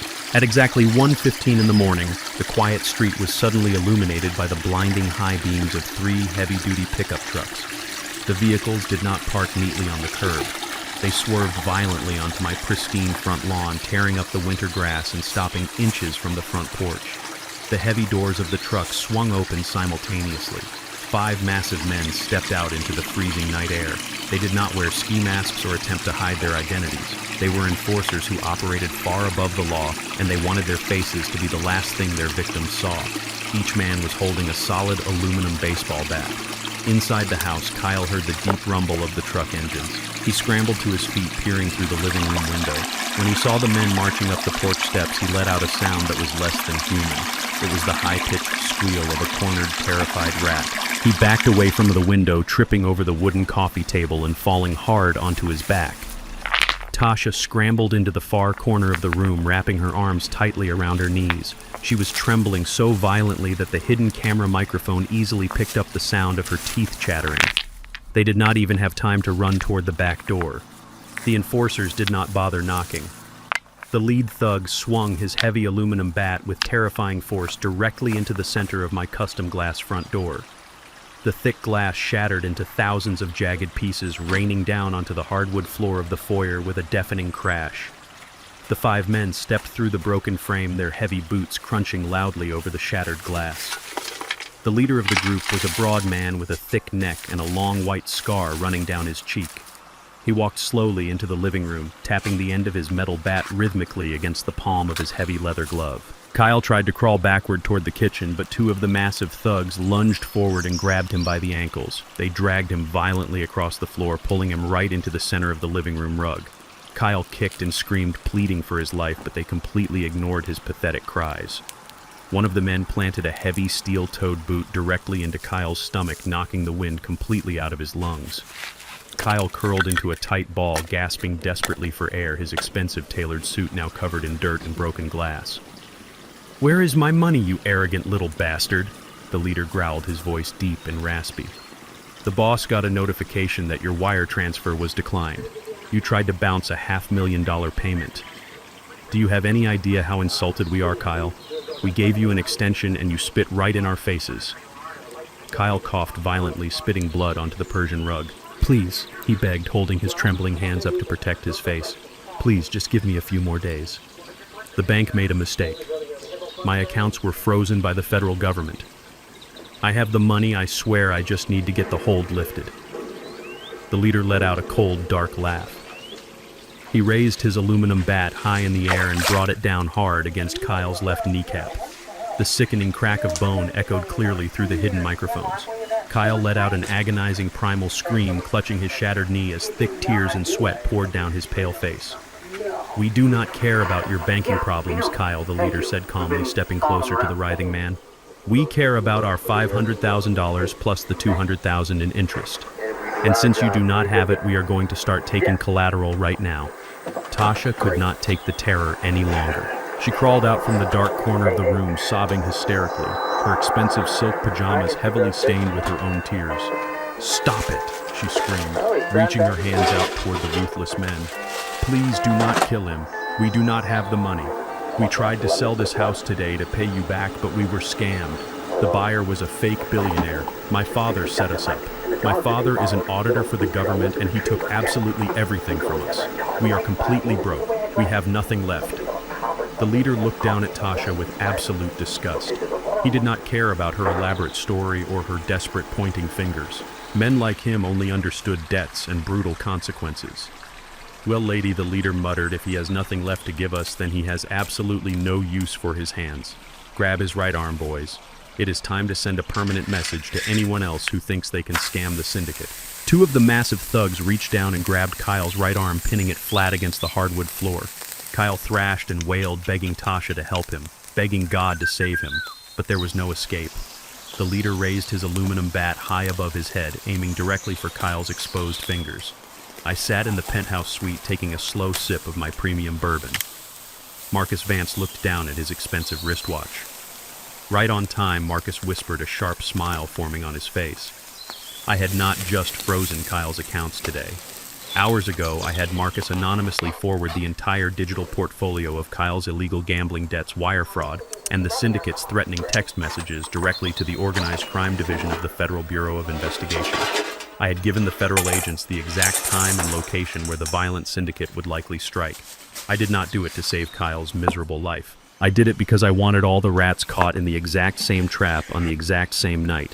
Just as the mob leader began to swing his bat downward, the entire front of my house exploded in a blinding flash of red and blue light. The deafening wail of heavy police sirens ripped through the quiet suburban night. The thugs froze in their tracks, their eyes darting frantically toward the shattered front door. Before they could even take a single step, a heavy metal canister crashed through the living room window, shattering the remaining glass. The canister detonated with a blinding flash of white light and a massive concussive boom that violently shook the camera feeds. It was a tactical flashbang grenade, Federal agents and local tactical operators poured into the house through the front door and the broken windows. They were dressed in heavy black body armor, carrying advanced tactical rifles equipped with blinding strobe lights. "Get on the ground right now," the lead tactical officer roared, his voice amplified to a deafening volume. "Drop the weapons and put your hands behind your heads. Do it right now." The 5 thugs immediately dropped their baseball bats, realizing they were completely outgunned and surrounded by federal authorities. They fell to their knees, lacing their thick fingers behind their heads. Heavily armed officers swarmed the living room, pushing the syndicate enforcers flat onto the floor and securing their wrists with thick plastic zip ties. Kyle was still lying on the rug, clutching his shattered knee, sobbing uncontrollably as the absolute chaos unfolded around him. 2 federal agents approached him, but they did not offer him any medical assistance. They grabbed him by his uninjured arm and hauled him roughly to his feet, ignoring his screams of pain. Trenton Hayes, an agent, shouted over the noise, "You are officially under arrest for felony wire fraud, criminal conspiracy, and suspected involvement in organized money laundering. You have the right to remain silent." Kyle looked around the destroyed room, his face completely pale and broken. He looked at Tasha, who was sitting against the wall, crying hysterically as an armed officer stood guard directly over her. The syndicate enforcers were glaring at Kyle from the floor with pure murderous intent, blaming him for leading them directly into a massive federal sting operation. Kyle had absolutely nowhere left to run. The underground mob wanted him dead, and the federal government had just locked him in heavy iron chains. I watched the live feed as the agents dragged my son-in-law out through the shattered front door and threw him roughly into the back of an armored police transport vehicle. The trap I had meticulously built piece by piece had finally snapped completely shut. I leaned back in my leather chair, feeling the quiet, profound peace of absolute total victory. The house was a destroyed crime scene now, but I did not care. It was just a building of wood and glass. The real trash had finally been taken out. The morning sun rose over the freezing city of Chicago, but it brought absolutely no warmth to my daughter. I was sitting comfortably in Marcus Vance's private office, drinking a fresh cup of black coffee and watching the final phase of my master plan unfold on the security monitors. The violent chaos of the previous night had completely cleared out. The police cruisers were gone, and Kyle was currently sitting in a concrete holding cell awaiting federal arraignment. But Tasha was still inside my heavily damaged house. She was sitting on the floor, shivering in her expensive silk pajamas, completely alone and entirely oblivious to the fact that her nightmare was just beginning. At exactly 8 o'clock in the morning, a convoy of dark government vehicles pulled up to the curb. These were not local police officers. They were United States Marshals accompanied by federal property seizure agents. They marched up the driveway, their heavy boots crunching over the broken glass scattered across the front porch. They did not bother to knock gently. They pushed the shattered front door open and walked directly into the living room. Tasha scrambled to her feet, wrapping her arms around her chest. She tried to use her usual arrogant tone, demanding to know what they were doing in her house. The lead federal marshal did not even blink. He handed her a thick stack of yellow legal documents. He informed her that the property was officially under federal seizure due to its direct connection to felony mortgage fraud and organized money laundering. Because her husband had forged the title and accepted a fraudulent cashier check, the government was taking immediate possession of the asset. Tasha began to hyperventilate. She told the marshals that she was the legal resident and that she needed time to pack her belongings. The marshal shook his head. He told her she had exactly 5 minutes to put on a pair of shoes and a winter coat. Everything else inside the house, the designer clothes, the expensive jewelry, the high-end electronics, was now classified as evidence and seized property. I watched through the hidden camera as Tasha frantically grabbed a heavy trench coat and a pair of leather boots. She was hyperventilating, tears of pure panic streaming down her face. 5 minutes later, the marshals physically escorted her out the front door. They placed heavy federal padlocks on the broken door handles and stretched bright yellow crime scene tape across the entire front porch. Tasha stood on the freezing suburban sidewalk, watching the government completely lock her out of the life she had tried to steal. She was completely alone. She reached into her coat pocket and pulled out her leather wallet. She walked 3 blocks down the street to an upscale coffee shop, trying to escape the biting winter wind.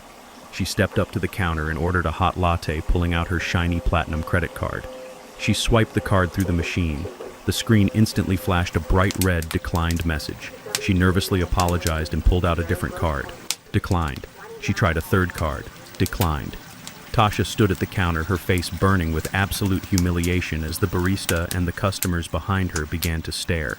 She did not realize that Marcus Vance had insured every single financial account tied to her name, and Kyle's name was completely frozen by the Federal Banking Commission. She had no checking account, no savings account, and zero available credit. She was carrying a wallet full of worthless plastic. She was forced to walk out of the coffee shop empty-handed back into the freezing cold. But the loss of her money was only the first part of her punishment. Tasha was a woman who valued her social status above absolutely everything else. She cared deeply about what her wealthy country club friends thought of her. So she pulled out her smartphone to call her safety net. She dialed the number of her best friend, a wealthy socialite she had known for years. The call went straight to voicemail. She dialed another friend.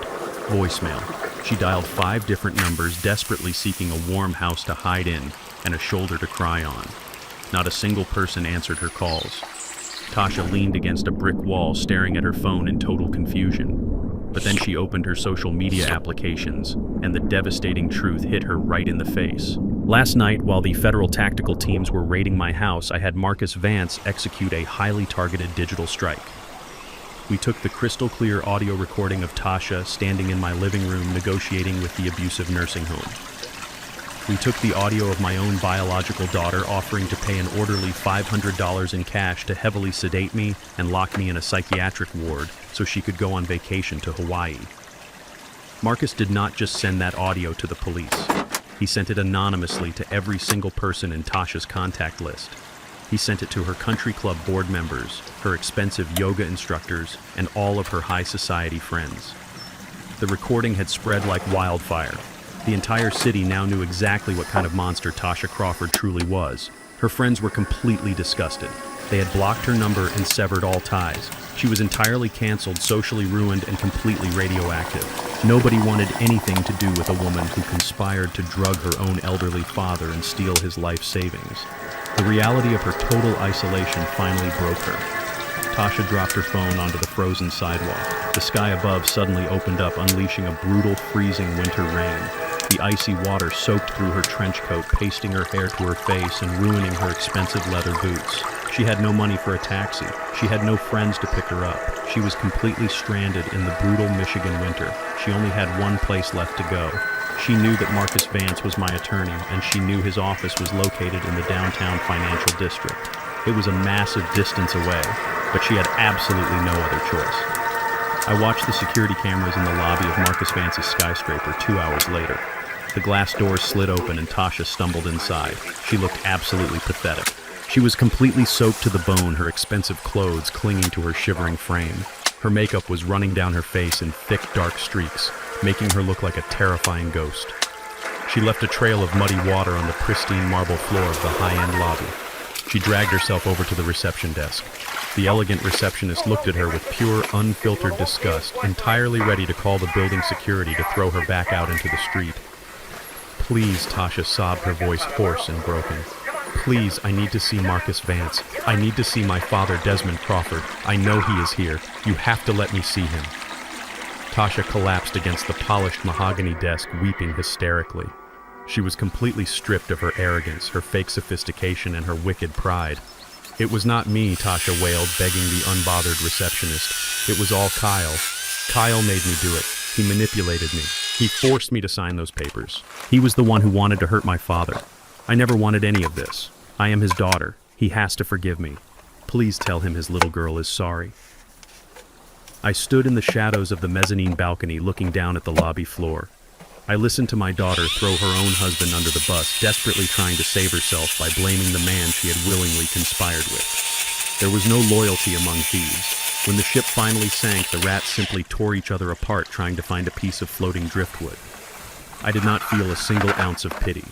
I buttoned my tailored suit jacket and turned to Marcus Vance, who was standing right beside me.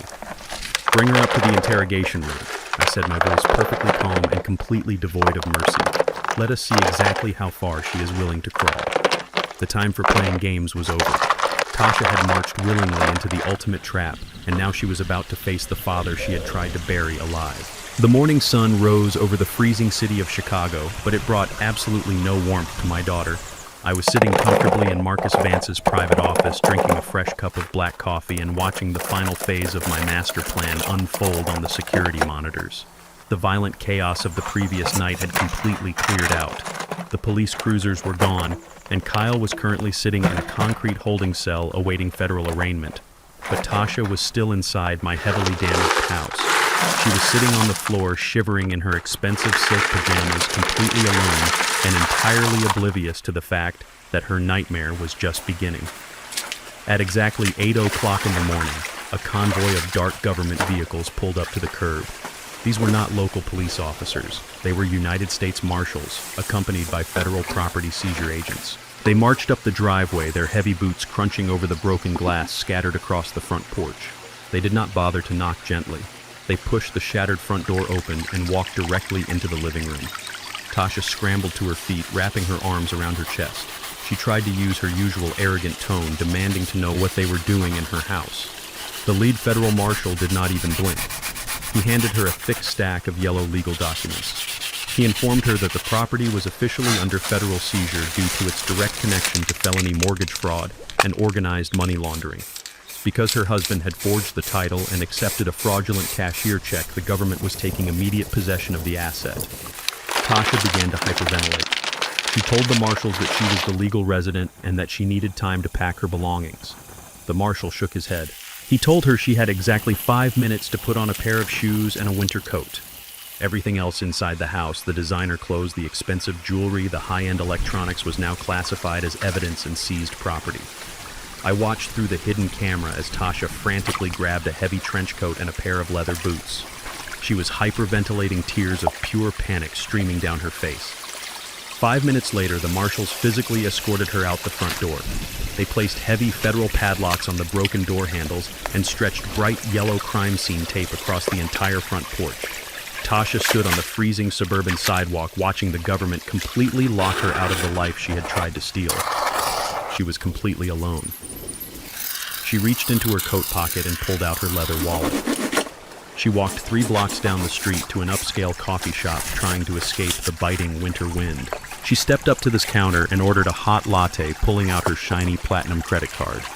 She swiped the card through the machine. The screen instantly flashed a bright red declined message. She nervously apologized and pulled out a different card. Declined. She tried a third card. Declined.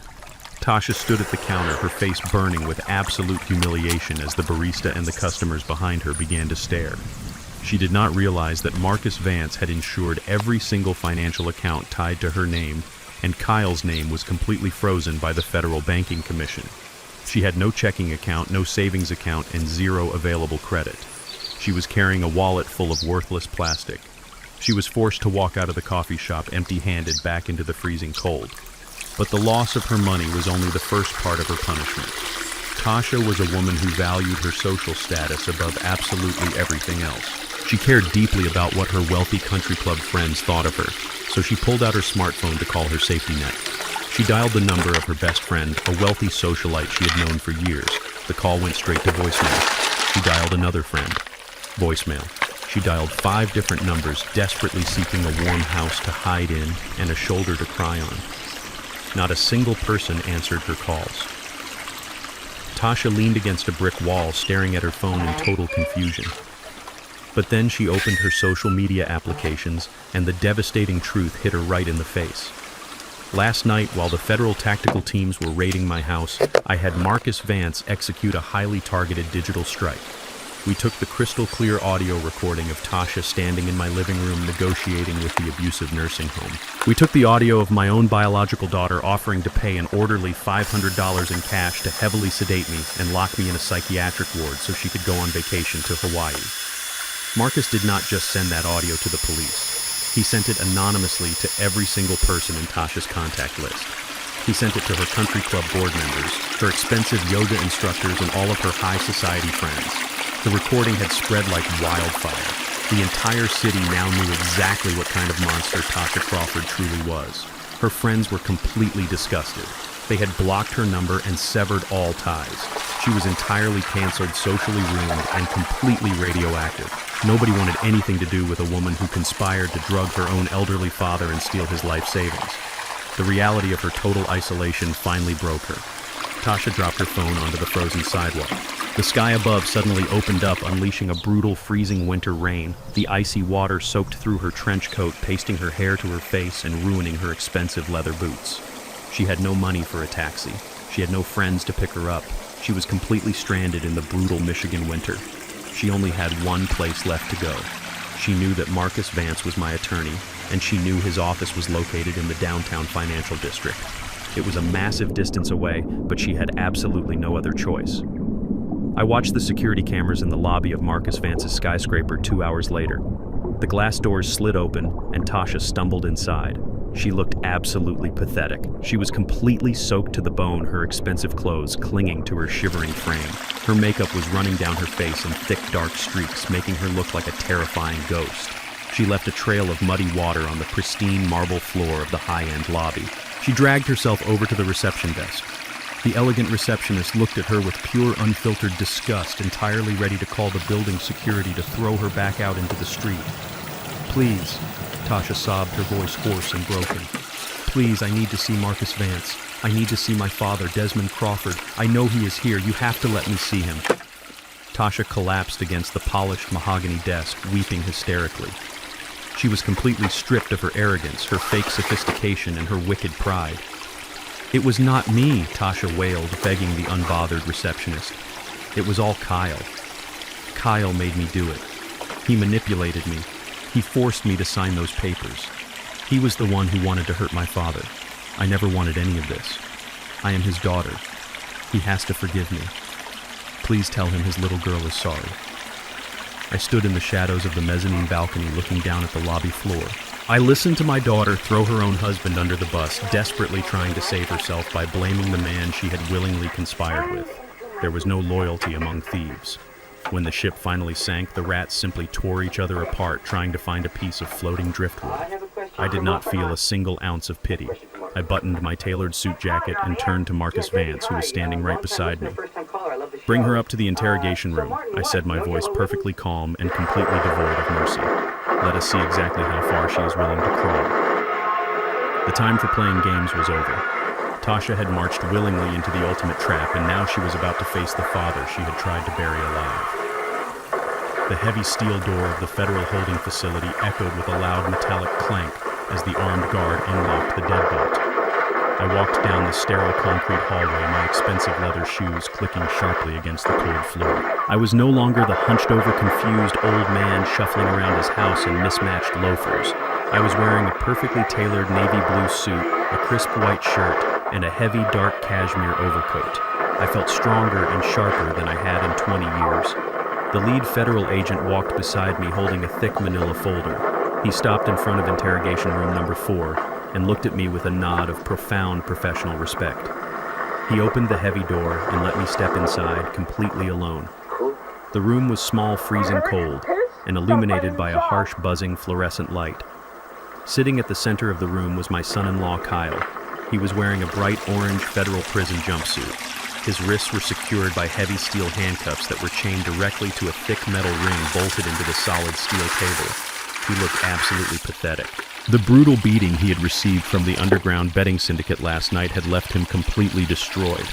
His nose was severely broken, packed with bloody white gauze, and swollen to twice its normal size. Both of his eyes were surrounded by deep purple and black bruises. He was shivering violently, staring down at his chained hands in total defeat. When he heard the heavy door close, he slowly looked up. The moment his swollen, bloodshot eyes recognized my face, the absolute terror and confusion completely washed over his broken features. He expected to see a federal prosecutor or a cheap public defender. He did not expect to see the 72-year-old man he had actively tried to murder looking like a millionaire corporate executive walking into a boardroom. "You," Kyle gasped, his voice a wet, ragged wheeze. "What are you doing here? How did you get in here? You are supposed to be locked in the dementia ward." I did not say a single word. I walked slowly across the small concrete room, pulled out the metal chair opposite him, and sat down. I placed my hands flat on the cold steel table and just stared directly into his soul. Kyle began to hyperventilate. The heavy steel chains rattled loudly against the table as he shifted his weight in pure panic. The realization finally hit his arrogant brain. The tailored suit, the confident posture, the cold, calculating stare. He realized that the helpless old man was a complete illusion. He realized I was the phantom who had orchestrated his entire absolute downfall. "You set me up!" Kyle screamed, spitting droplets of blood onto the metal table. His voice cracked with insane, frantic rage. "You completely ruined my life, Desmond.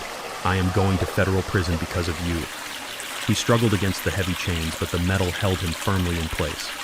When his pathetic anger failed to intimidate me, his desperate survival instinct kicked into maximum overdrive. He instantly pivoted from rage to pure cowardly desperation. Just as my daughter Tasha had thrown him under the bus in the lobby of my lawyer's office earlier this morning, Kyle was completely ready to throw his own wife to the wolves to save his miserable skin. "It was not my idea," Desmond Kyle pleaded, his voice dropping into a pathetic, high-pitched whine. "You have to believe me. It was all Tasha. She was the one who forged your signature on the home equity loan. She practiced your handwriting for weeks in her bedroom. She was the one who wanted to steal the $500,000 so she could maintain her country club lifestyle. I just wanted to invest it and make us all rich. But the crypto market crashed. The syndicate threatened my life. Tasha was the one who found the corrupt doctor. She planned the entire psychiatric ward scheme. I was just trying to protect my wife. You have to tell the federal agents that she was the mastermind, Desmond. You have to help me get a plea deal. I am your family." I listened to the pathetic rat squeal and beg. I did not feel a single ounce of sympathy for his broken bones or his bleeding face. He was a coward trying to hide behind the skirt of the woman he had completely corrupted. I reached into the inner pocket of my tailored suit jacket. I did not pull out a handkerchief to wipe away his tears. I pulled out my sleek black smartphone. I placed it gently onto the center of the steel table right between his chained hands. I tapped the screen once, opening the audio files I had recovered from the hidden camera in my late wife Vivian's room. I pressed the play button and turned the volume all the way up. The pristine audio recording echoed loudly against the concrete walls of the interrogation room. "I will do it tonight." Kyle's own voice played through the speaker, cold and mechanical. "I am going to cut the gas line under the kitchen stove, just a small, clean incision. It will be enough to fill the entire first floor with gas by midnight." Kyle completely froze. The color instantly drained from whatever skin was not already bruised purple. His mouth fell open in absolute primal horror. When the old man wakes up to use the bathroom and flips a light switch, the spark will ignite the whole place. The recording continued, broadcasting his murderous intent in crystal clear high definition. "If the old man burns to death in a tragic accident, the house goes straight to you. We take the whole property free and collect the insurance money, and no questions will ever be asked." I tapped the screen, stopping the audio playback. The sudden silence in the freezing interrogation room was absolutely deafening. Kyle stopped breathing. He stared at the smartphone as if it were a loaded gun pointed directly at his forehead. "There is no plea deal for you, Kyle," I said, my voice deep, resonant, and completely devoid of mercy. "You are not a victim of circumstance. You are a cold-blooded, premeditated monster who tried to burn a sleeping old man alive just to cover up your own financial failures. And you are incredibly foolish to think you could ever get away with it." Kyle slumped forward, his forehead resting against the cold steel table. He began to sob uncontrollably, the sound echoing pathetically in the small room. "How did you know?" He whimpered, his voice completely broken. "How did you find out? You are just an old man. You are just a retired mechanic." I stood up slowly, pushing the metal chair back, scraping the legs loudly against the concrete floor. I reached over to the side and picked up the thick manila folder I had brought into the room. It was not just a police file. It was a comprehensive forensic financial audit compiled by my lawyer Marcus Vance and the Federal Banking Commission. I raised the heavy folder high into the air and slammed it down onto the steel table with explosive force. The loud crack made Kyle jump violently in his chains. "I am not a mechanic, Kyle," I roared, my voice filling every corner of the concrete room. "I am Desmond Crawford. For 40 years, I was a senior financial auditor for the Internal Revenue Service of the United States federal government. I spent 4 decades hunting down the most dangerous corporate fraudsters, international money launderers, and tax-evading billionaires on the planet. I tore apart complex offshore shell companies hidden behind layers of encrypted firewalls. And you genuinely thought you could outsmart me with a forged signature and a severed gas pipe." Kyle stared at the thick stack of financial documents spilling out of the folder. He saw his offshore routing numbers highlighted in yellow. He saw the wire transfer receipts to the illegal betting syndicate. He saw the exact digital footprint of every single crime he had committed over the past 8 months. You walked into my house, ate my food, and treated me like a senile piece of garbage. I continued leaning over the table until my face was inches from his bruised and bleeding nose. You thought my age made me weak. You thought my grief over my dead wife made me blind. But my mind is a steel trap, Kyle. I watched you tear up my floorboards. I watched you cut the gas line. I watched you bribe the corrupt doctor. I let you sign the fraudulent power of attorney. I let you walk into that title company and accept a marked federal tracking check from an undercover agent. I orchestrated every single step of your absolute destruction. I spoon-fed you the rope, and you happily tied the noose around your own neck.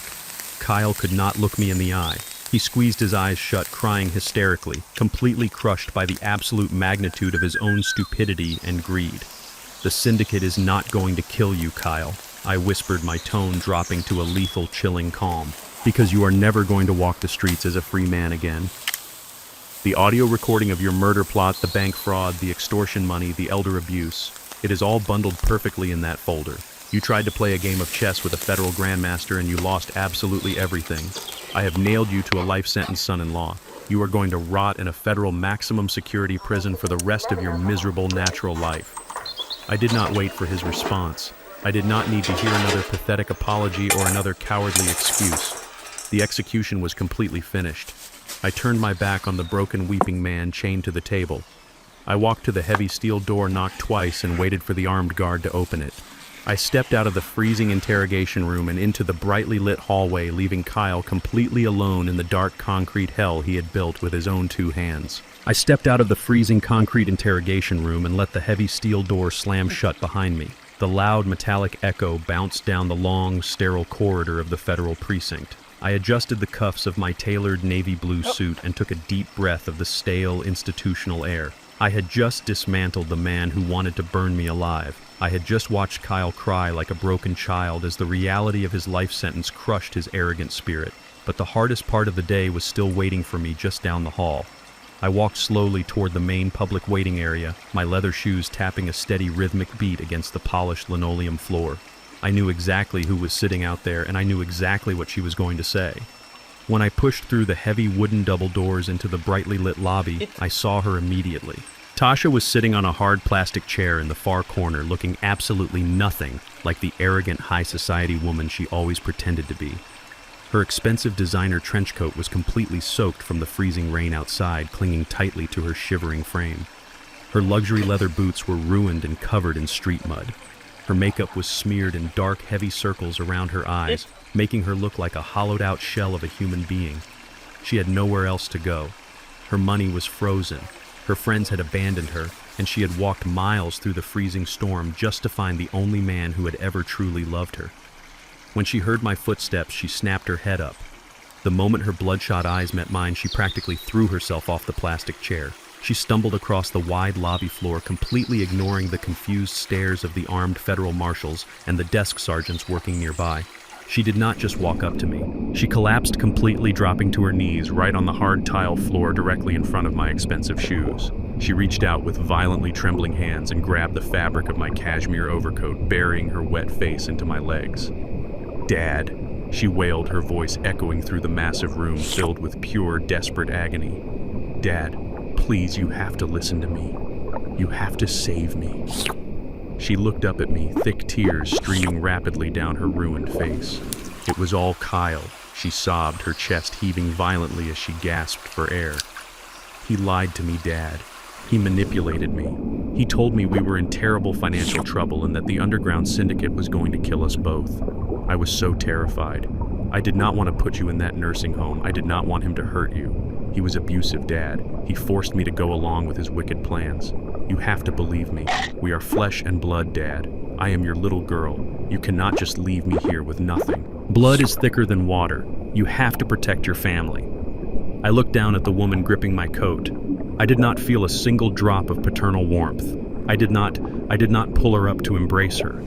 I did not pull her up to embrace her. I peeled her desperate hands off my coat and pushed her back, forcing her to let go of me. She fell back onto her heels, staring up at me with wide, terrified eyes. Flesh and blood, I repeated, my voice dropping to a low, dangerous rumble that commanded the silent attention of everyone in the lobby. You dare to use those words on me, Tasha. You dare to talk about the loyalty of flesh and blood. Let me remind you exactly what this black father did for his flesh and blood. I leaned forward, making sure she had to look directly into my cold, unforgiving eyes. When you were 10 years old, you caught a severe strain of pneumonia. I said my words, slicing through her pathetic sobbing like a razor blade. Do you remember that, Tasha? You were lying in a hospital bed attached to a mechanical ventilator, struggling desperately for every single breath. The doctors told me and your mother that the out-of-pocket medical treatments were going to cost thousands of dollars that my basic government insurance simply would not cover. They told us to prepare for the absolute worst. Tasha whimpered, looking down at the floor, but I grabbed her chin and forced her to look at me. Do you know what I did? I asked, my voice echoing with decades of heavy sacrifice. I did not ask for pity. I did not complain. I went straight from my day job at the Federal Auditing Office to a freezing local warehouse loading heavy wooden crates until midnight. And when that shift was over, I went to a plasma clinic and I literally sold my own blood twice a week just to keep your heart beating. I worked 3 brutal shifts a day, sleeping 2 hours a night in my rusty car because I refused to let my little girl die. I broke my back and I bled my own veins dry so you could grow up and live a beautiful, privileged life. Tasha was shaking uncontrollably, tears falling from her chin onto the dirty tile floor. Dad, I know, she gasped. I know you sacrificed. And how did you repay that blood, Tasha? I roared, my voice cracking like a whip. You married an arrogant white scammer who looked at me like I was a disposable piece of trash. You sat in my living room sipping expensive wine and you agreed to let him pump me full of heavy sedatives. You smiled while you negotiated a $500 cash bribe to lock the father who literally saved your life into an abusive psychiatric ward. You were perfectly happy to throw me into the garbage so you could steal my house and go drink margaritas on a tropical beach. It was Kyle, she cried out desperately, trying to maintain her web of lies. Do not you ever blame him for your own evil, I snapped, cutting her off completely. Kyle was a greedy fool, but you were the architect of the betrayal. You talk about family loyalty, Tasha. You talk about blood. The bond of flesh and blood was permanently severed the exact moment you picked up a pen and forged your own mother's signature. Tasha physically recoiled as if I had just slapped her across the face. She knew that I knew absolutely everything. Vivian worked her entire life to build our family savings, I continued, my voice turning completely hollow and lethal. And while she was lying on her deathbed fighting terminal cancer, you forged her signature to access her private accounts. You stole from your own dying mother to fund your fake high society lifestyle. You did not just betray me, Tasha. You spat on every single sacrifice we ever made for you. You are completely rotten to the absolute core. Dad, please no, Tasha cried out, reaching desperately for my hand again. I am so sorry. I was stupid. I will do anything. I will work for you. I will pay you back every single penny. Just do not abandon me. I have nowhere to go. I have absolutely nothing left. I pulled my hand away, stepping completely out of her reach. You are right, I stated, staring down at her miserable, shivering form. You have nothing, because you are nothing to me. As of this exact moment, you are no longer my daughter. You are just a criminal waiting for a federal indictment. I did not wait for her to respond. I did not want to hear another pathetic excuse or another fake apology. I turned my back on the woman kneeling on the dirty linoleum floor. I adjusted my cashmere overcoat and began walking toward the heavy glass exit doors at the front of the federal building. Behind me, Tasha let out a guttural, agonizing scream. It was a sound of pure, total devastation. Dad, she shrieked, her voice echoing violently through the massive lobby. Come back! You cannot do this to me! Dad. I pushed through the heavy glass doors, stepping out into the freezing winter air of the city. The cold wind hit my face, but it felt incredibly clean and refreshing. I heard her continuous, desperate screams muffled slightly by the thick glass behind me, but I did not slow my pace. I walked down the concrete steps toward the waiting armored sport utility vehicle that Marcus Vance had arranged for me. The driver opened the heavy rear door. I stepped inside the warm, luxurious leather interior. I told the driver to pull away from the curb and head toward my new life. And as the dark vehicle glided smoothly down the city street, I never once looked back. The heavy mahogany doors of the federal courthouse swung open, echoing with a profound sense of absolute finality. I walked down the center aisle of the massive courtroom, my polished leather shoes stepping in perfect rhythm. I was wearing a sharp charcoal gray suit and a maroon tie, sitting proudly in the front row of the gallery, directly behind the prosecution table. The room smelled of polished wood and old paper, a scent I was intimately familiar with after 40 years of working hand in hand with federal prosecutors. But today I was not here as a senior auditor for the Internal Revenue Service testifying about corporate tax evasion. I was here as the primary victim and the master architect of the destruction of the two men sitting at the defense table. Kyle and Dr. Arrington sat shoulder to shoulder, looking absolutely pathetic in their matching bright orange federal prison jumpsuits. Their wrists and ankles were bound by heavy steel chains that rattled loudly every time they shifted nervously in their wooden chairs. Kyle looked completely hollowed out. His expensive haircut had grown out into a greasy mess, and his broken nose had healed slightly crooked, leaving a permanent ugly bump on his face. Dr. Arrington, the sleazy psychiatrist who had eagerly accepted a cash bribe to declare me legally incompetent, was sweating profusely, constantly wiping his forehead with a trembling hand. They had both hired expensive defense attorneys using whatever hidden funds they could scrape together, but those slick lawyers looked completely defeated before the judge even entered the room. When the federal judge walked in and slammed his heavy wooden gavel, the entire courtroom fell into a dead silent hush. The trial did not take weeks or even days. It was a swift, brutal, and entirely overwhelming execution of justice. The prosecution started with Dr. Arrington. The sleazy doctor had tried to claim that his medical assessment was a simple professional mistake caused by my own deceptive acting. His highly paid lawyer stood up and argued that there was no concrete proof of malicious intent. I just smiled, leaning forward slightly in my wooden pew. They had absolutely no idea that they were up against a man who had spent 4 decades building airtight financial cases that completely destroyed criminal organizations. The federal prosecutor stood up and pressed a button on his laptop. The clear, high-definition audio recording that I had captured from beneath my hallway table echoed loudly through the entire courtroom. Every single person in the gallery listened in absolute horror as Arrington's greedy voice filled the room. I documented advanced stage 3 Alzheimer's disease accompanied by aggressive delusions, the doctor's recorded voice boasted without a shred of guilt. A judge will rubber stamp the guardianship transfer by tomorrow morning. I will expect the remaining $5,000 transferred to my offshore account once the house is sold. A collective gasp rippled through the courtroom. Arrington physically shrank in his chair, burying his face in his chained hands. But the prosecutor was not finished. He projected a massive spreadsheet onto the courtroom monitors. Thanks to the meticulous forensic audit I had prepared with Marcus Vance, the federal investigators had easily tracked the initial $5,000 cash bribe right back to the serial numbers from Kyle's illegal bank withdrawals.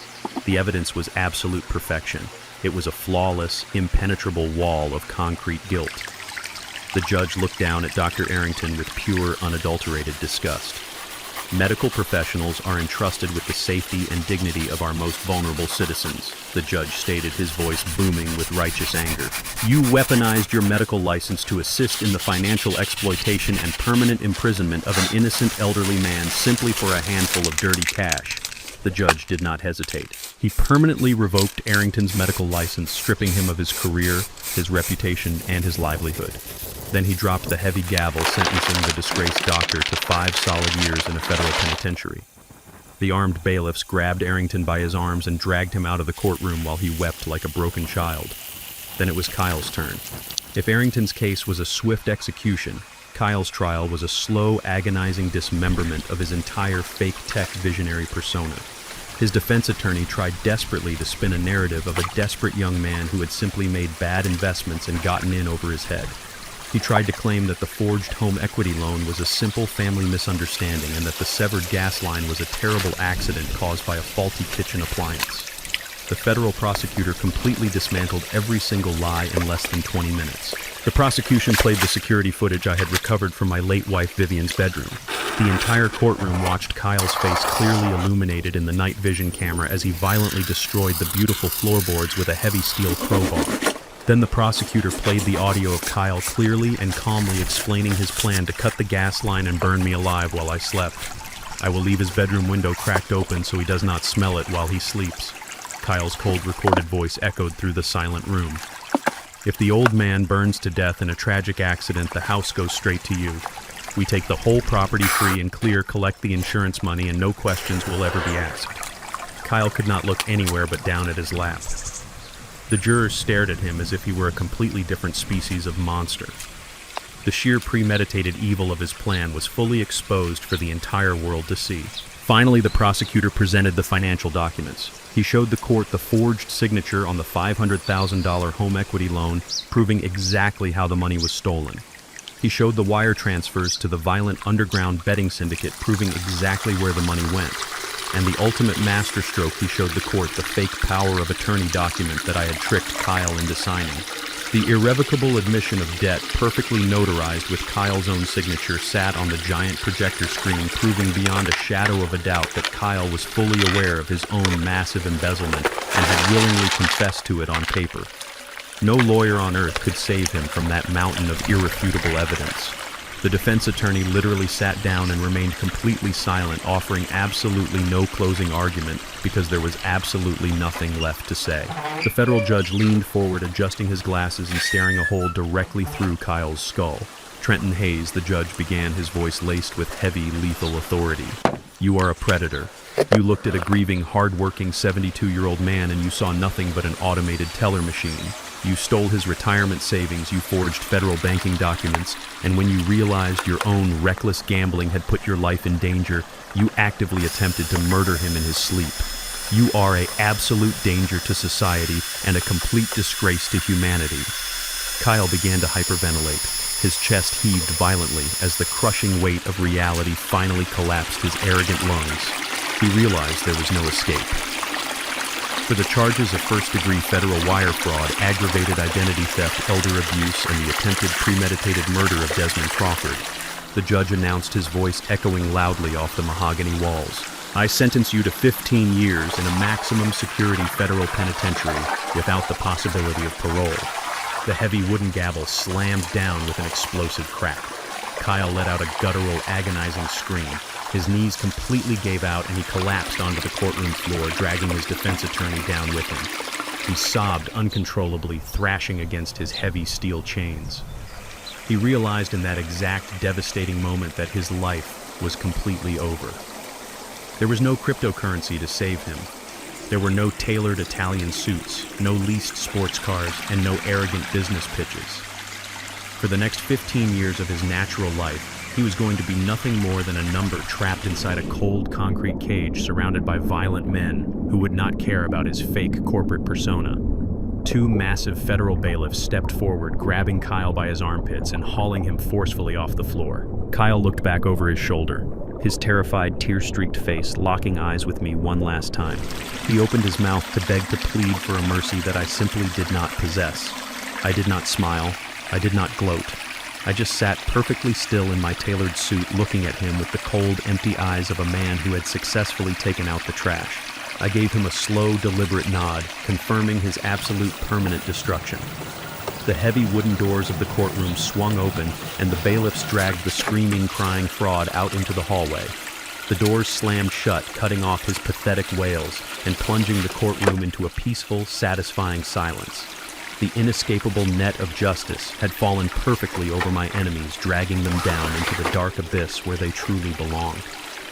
I stood up from my wooden pew, buttoned my expensive jacket, and walked calmly out of the courthouse, a completely free and victorious man. I sat in the warmth of my new study, looking out over the frozen lake, holding a brief manila folder delivered by Marcus Vance. The federal government had completely liquidated my old suburban house and seized every single dollar from Kyle's fraudulent bank accounts. With her arrogant husband sitting in a maximum security federal penitentiary, Tasha was left entirely on her own. She had no money, no credit, and absolutely no friends. The audio recording of her plotting to drug me and lock me in a psychiatric ward had made her completely radioactive in her high society circles. She had spent the first few weeks wandering the freezing streets of Chicago, sleeping in cheap roadside motels until her remaining cash completely ran out. She was forced to sell her designer handbags, her tailored silk pajamas, and her diamond jewelry to local pawn shops just to buy hot meals. When she finally hit rock bottom, she had to swallow her massive, arrogant pride and look for a minimum wage job. But nobody wanted to hire a woman whose face was plastered across the local news connected to a massive federal fraud and elder abuse scandal. She was a complete pariah in the city she used to treat like her own personal playground. But the universe has a very dark and perfect sense of poetic justice. There was only one place in the entire metropolitan area desperate enough to hire a woman with a ruined reputation, a suspended bank account, and absolutely no professional references. It was a place with incredibly high staff turnover and absolutely miserable working conditions. It was Sunset Manor, the exact same underfunded, notoriously abusive nursing home where Tasha had gleefully arranged to have me permanently imprisoned. The facility that constantly smelled of industrial bleach, stale urine, and boiled cabbage. Tasha was hired as a third-shift janitorial sanitation worker. The woman who used to wear expensive silk pajamas and complain about the invisible dust on her antique Persian rugs was now wearing a rough, scratchy, gray polyester uniform. She spent her long, agonizing days on her hands and knees scrubbing human waste out of public toilets, mopping filthy, sticky linoleum floors, and emptying overflowing bedpans. She was constantly screamed at by the exact same massive, aggressive orderlies she had once tried to bribe with $500 in cash. She was entirely trapped in the very hell she had meticulously built for me. Every single time she wiped down a rusty hospital bed, she had to live with the agonizing reality that she was supposed to be sipping expensive cocktails on a tropical beach in Hawaii. Instead, her manicured hands were cracking, peeling, and bleeding from the harsh, unyielding cleaning chemicals. I did not go out of my way to track her down or monitor her daily misery. I had moved on with my life, finding profound peace and purpose in my newfound freedom and absolute financial security. As a retired senior auditor, I had spent decades accumulating wealth, making incredibly smart, silent investments that my greedy family never even knew about. I decided to use a significant portion of those funds to create a charitable foundation dedicated to protecting vulnerable senior citizens from financial exploitation and institutional abuse. My foundation targeted the absolute worst nursing homes in the state, offering massive financial grants to completely overhaul their failing facilities, fire corrupt administrative staff, and install strict medical oversight programs. Because of its horrific reputation, Sunset Manor was at the very top of my list for a total administrative restructuring. On a freezing Tuesday morning, I scheduled a surprise inspection and donation meeting with the board of directors at the facility. I arrived in the back of my chauffeured luxury sedan wearing a perfectly tailored dark wool suit and a heavy cashmere overcoat. I walked through the sliding glass doors of the miserable building flanked closely by Marcus Vance and two massive members of my private security detail. The facility director was sweating profusely, bowing his head and aggressively trying to impress me, hoping to secure the $1 million renovation grant I was officially offering. We were walking slowly down the long, sterile corridor of the severe dementia ward. The cheap fluorescent lights flickered violently overhead, casting long, depressing shadows against the peeling yellow wallpaper. As the nervous director babbled frantically about his new patient care protocols, we turned a sharp corner into the main recreational room. That was when I saw her. Tasha was on her hands and knees wearing thick yellow rubber gloves. She was aggressively scrubbing the dirty baseboards with a coarse bristle brush, her hair tied back in a messy, greasy knot. Her cheap gray uniform was heavily stained with industrial bleach and dirty brown mop water. She looked completely exhausted, broken, and entirely stripped of her fake sophistication. Hearing the heavy, authoritative footsteps of our approaching entourage, she slowly looked up from the wet floor. Her sunken, bloodshot eyes widened in absolute primal shock. She saw the polished leather shoes, the custom-tailored suit, and the confident, towering posture of the black father she had tried to throw away like a piece of garbage. The sheer, blinding shame washed over her face, instantly turning her pale cheeks a deep, burning red. She dropped her plastic scrub brush, letting it splash loudly into the filthy bucket of gray water sitting beside her. She tried to scramble backward frantically, pressing her spine against the dirty wall and lifting her trembling rubber-gloved hands to desperately cover her face. She wanted the cold linoleum floor to open up and swallow her completely whole. She expected me to stop walking. She expected me to stand directly over her to gloat, to deliver a crushing, triumphant speech about karma and revenge. She braced herself for my loud, booming voice, ready to accept the public humiliation she absolutely deserved. She expected me to laugh at her pathetic misery and point her out to the facility director so she would be fired right on the spot. But I did absolutely none of those things. As I walked past her kneeling, shivering form, I looked directly into her terrified eyes for one brief fraction of a second. I did not glare at her. I did not sneer or show a single ounce of anger. My face remained completely neutral, entirely devoid of any emotion whatsoever. I looked at her with the exact same blank, indifferent expression I would use to look at a crack in the painted wall or a stubborn stain on the carpet. I looked completely through her. She was not my daughter. She was not my enemy. She was absolutely nothing. She was just a nameless, faceless sanitation worker, occupying a microscopic space in a building I was preparing to purchase. I turned my head back to the facility director, continuing my complex conversation about structural renovations without missing a single syllable or breaking my steady stride. I walked right past her, leaving her kneeling in a cold puddle of dirty mop water. That absolute chilling indifference was the most ruthless and devastating sentence I could have ever delivered to her fragile ego. It completely shattered the final tiny piece of her mind, proving once and for all that she was permanently, completely, and irrevocably dead to me. The black luxury sedan pulled smoothly into the driveway of my old suburban home. It had been exactly 3 months since the federal tactical teams had kicked down the front door and dragged my son-in-law out into the freezing night. For those 3 months, I had lived comfortably in the secure downtown penthouse provided by my attorney, Marcus Vance, while a premium crew of private contractors worked around the clock on my property. I stepped out of the vehicle and walked slowly up the front steps. The shattered glass from the night the violent syndicate arrived was completely gone. A brand new, heavy, solid oak door stood in its place, securely locking the outside world away. I turned my brass key and pushed the heavy door open, stepping into a space that finally felt like it belonged to me again. The private contractors had done an absolutely magnificent job. They had meticulously stripped away every single trace of the toxic parasites who had tried to steal my life. The cheap modern furniture Tasha had bought with my stolen retirement money was completely hauled away and thrown directly into the city dump where it belonged. The air inside the house no longer carried the faint, terrifying scent of severed natural gas or Kyle's obnoxious, expensive cologne. Instead, the entire house smelled of fresh paint, lemon wax, and rich polished wood. The kitchen had been completely gutted and rebuilt with state-of-the-art safety valves. I walked slowly up the freshly carpeted staircase, listening to the profound silence of a home that was finally at peace.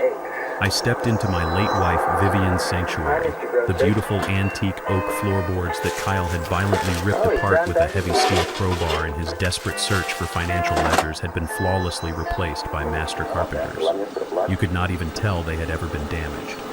The antique cedar chest sat perfectly at the foot of the bed, undisturbed and secure. The room was exactly as Vivian had left it. It was no longer a frantic crime scene. It was a place of deep, spiritual rest. I stood in the center of the room, letting the calm energy wash over my tired shoulders. I walked over to the solid mahogany dresser where a beautiful silver-framed photograph of Vivian rested. In the picture, she was smiling that warm, brilliant smile that had captured my heart over 40 years ago, back when we had absolutely nothing but each other.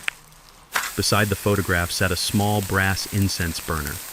I reached into my pocket, pulled out a simple matchbook, and struck a flame. I lit a single stick of sandalwood incense, blowing gently on the glowing red tip, until a thin ribbon of fragrant white smoke began to curl gracefully into the quiet room. The earthy, calming scent filled the space, instantly grounding my spirit. I looked directly into the beautiful eyes of the woman who had warned me about the bottomless greed living right under our own roof. "I have cleaned our home, my love." I whispered, my voice thick with a heavy, beautiful sorrow that was finally completely free of any anger. "The rats are gone. The foundation is solid again. You can rest easy now, Vivian." I kept my promise. I stood there for a long time, watching the smoke dance in the sunlight filtering through the pristine window panes. I felt her presence in the room, a soft, comforting warmth that wrapped gently around my shoulders. She had been the meticulous accountant who caught the initial financial discrepancy. She had given me the exact map I needed to navigate the treacherous minefield our own daughter had laid out for us. Together, even separated by death, we had successfully defended our fortress. The absolute darkest chapter of my life was officially closed, but simply securing my own home was not enough to satisfy the justice burning inside my chest. I had spent 4 decades working as a senior auditor for the Internal Revenue Service, dismantling vast networks of financial predators. I knew firsthand that for every arrogant fool like Kyle, there were 100 more slick, desperate criminals actively hunting for vulnerable senior citizens. They look for the weak, the confused, and the isolated. They bribe corrupt medical professionals like Dr. Arrington to forge psychiatric evaluations, and they use those lies to steal entire life savings. I refuse to sit back and let that happen to anyone else in my city while I had the power to stop it. Later that afternoon, I sat at my restored dining room table with my ruthless attorney, Marcus Vance. We opened the massive financial portfolios attached to my anonymous, irrevocable blind trust. The wealth I had quietly accumulated over my lifetime, combined with the massive liquidation of Kyle's seized assets, gave me a significant war chest, and I was ready to weaponize it for the greater good. I directed Marcus to facilitate the immediate purchase of a massive controlling share of the local hospital network. I did not buy it for the corporate profit margins. I bought it for the absolute operational control. By the end of the week, I officially established the Vivian Crawford Foundation for Elder Protection. The trust injected millions of dollars into aggressive legal oversight programs designed to severely audit the financial and medical records of every single nursing home patient in the county, starting heavily with Sunset Manor. Any doctor who accepted a bribe, any family member who forged a signature, any facility that neglected its residents would immediately face the crushing, devastating weight of my private legal team. We became the ultimate shield for the forgotten. We became the absolute worst nightmare for any predator looking to exploit the elderly. With the complex legal paperwork finalized and my legacy firmly cemented into the bedrock of the city, I walked into my newly renovated kitchen. I took out an old, heavy ceramic mug and brewed a fresh pot of strong, dark roast coffee. I did not add any cream. I did not add any sugar. I wanted to taste the bitter, rich warmth of the black coffee exactly the way I had enjoyed it for my entire 72 years of life. I carried the steaming mug out the back door and stepped onto the wooden deck.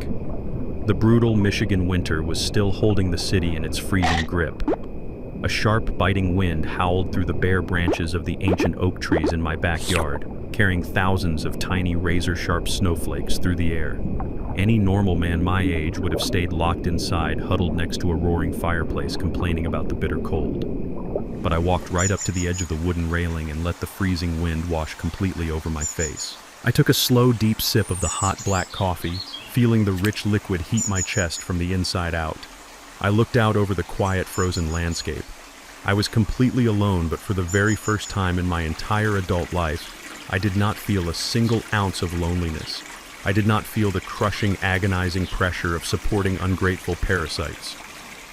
I did not feel the terrifying anxiety of sleeping in a house wired to explode. The cold wind whipped violently around my thick wool sweater, but deep inside my soul there was nothing but a profound, unshakable warmth. It was the absolute, unadulterated feeling of pure, total freedom. I was a black man who had built his own empire, defended it against the ultimate betrayal, and emerged completely victorious.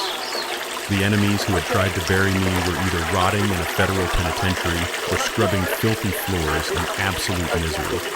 The scales of justice had been perfectly balanced. I stood on my porch, breathing in the crisp, clean winter air, and for the first time in a very long time, I was finally perfectly at peace. 6 months have passed since the brutal winter night when the federal agents took my son-in-law away in heavy iron chains. Today, the freezing winds of Chicago are nothing but a distant memory.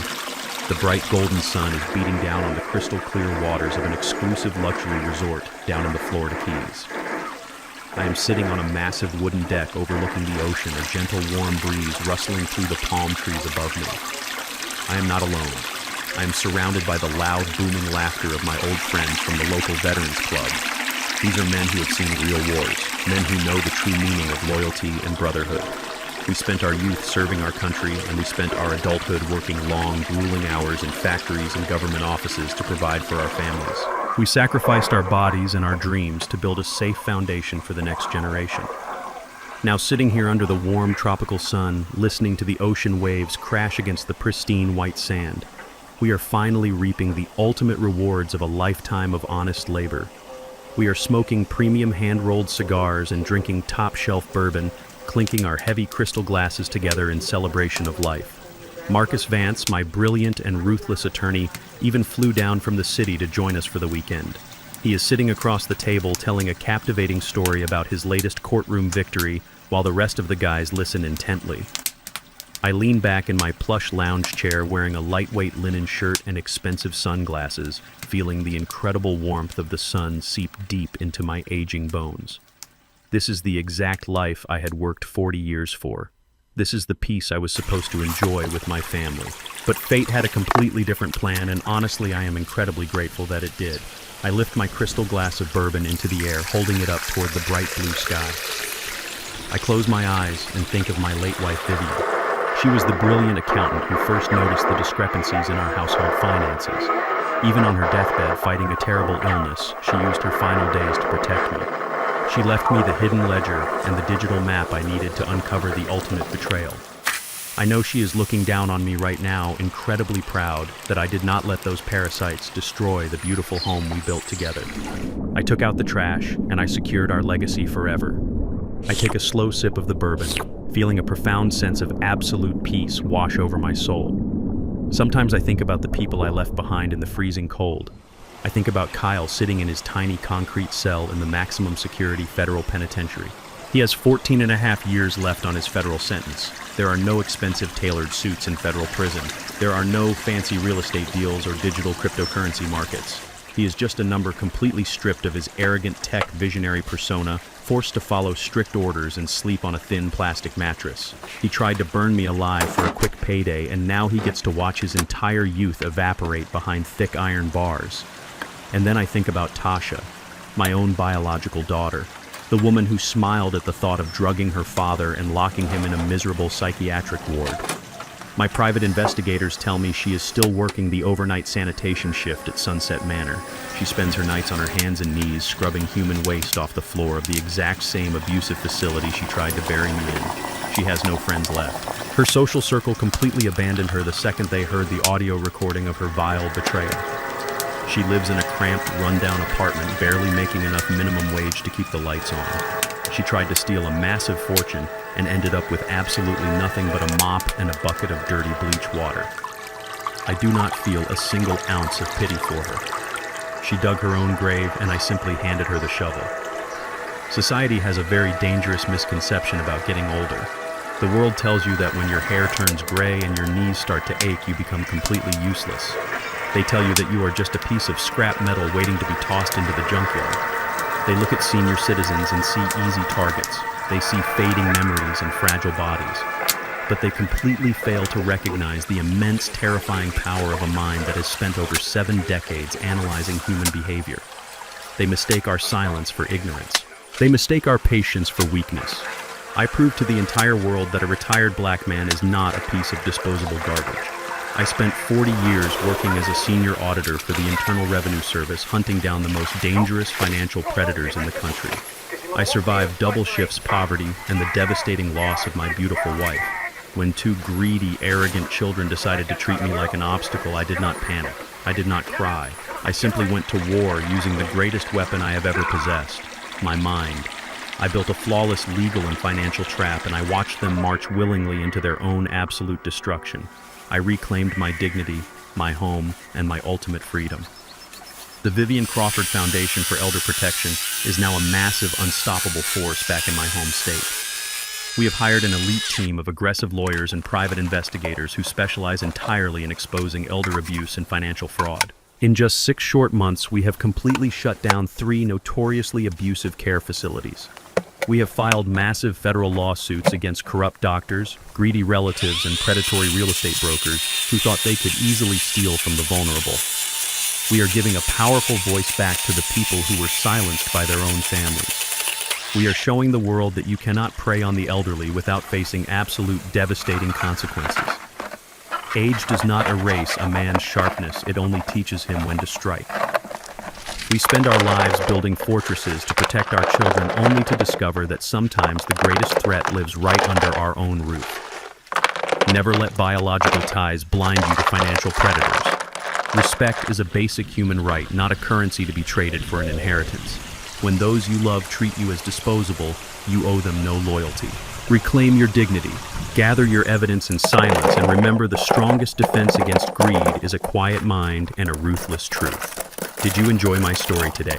I would love to hear your thoughts, so please let me know where you are watching from in the comments section below. Do not forget to hit the like button and subscribe to the channel for more incredible life stories where the truth always prevails. Thank you for listening, and I will see you in the next video.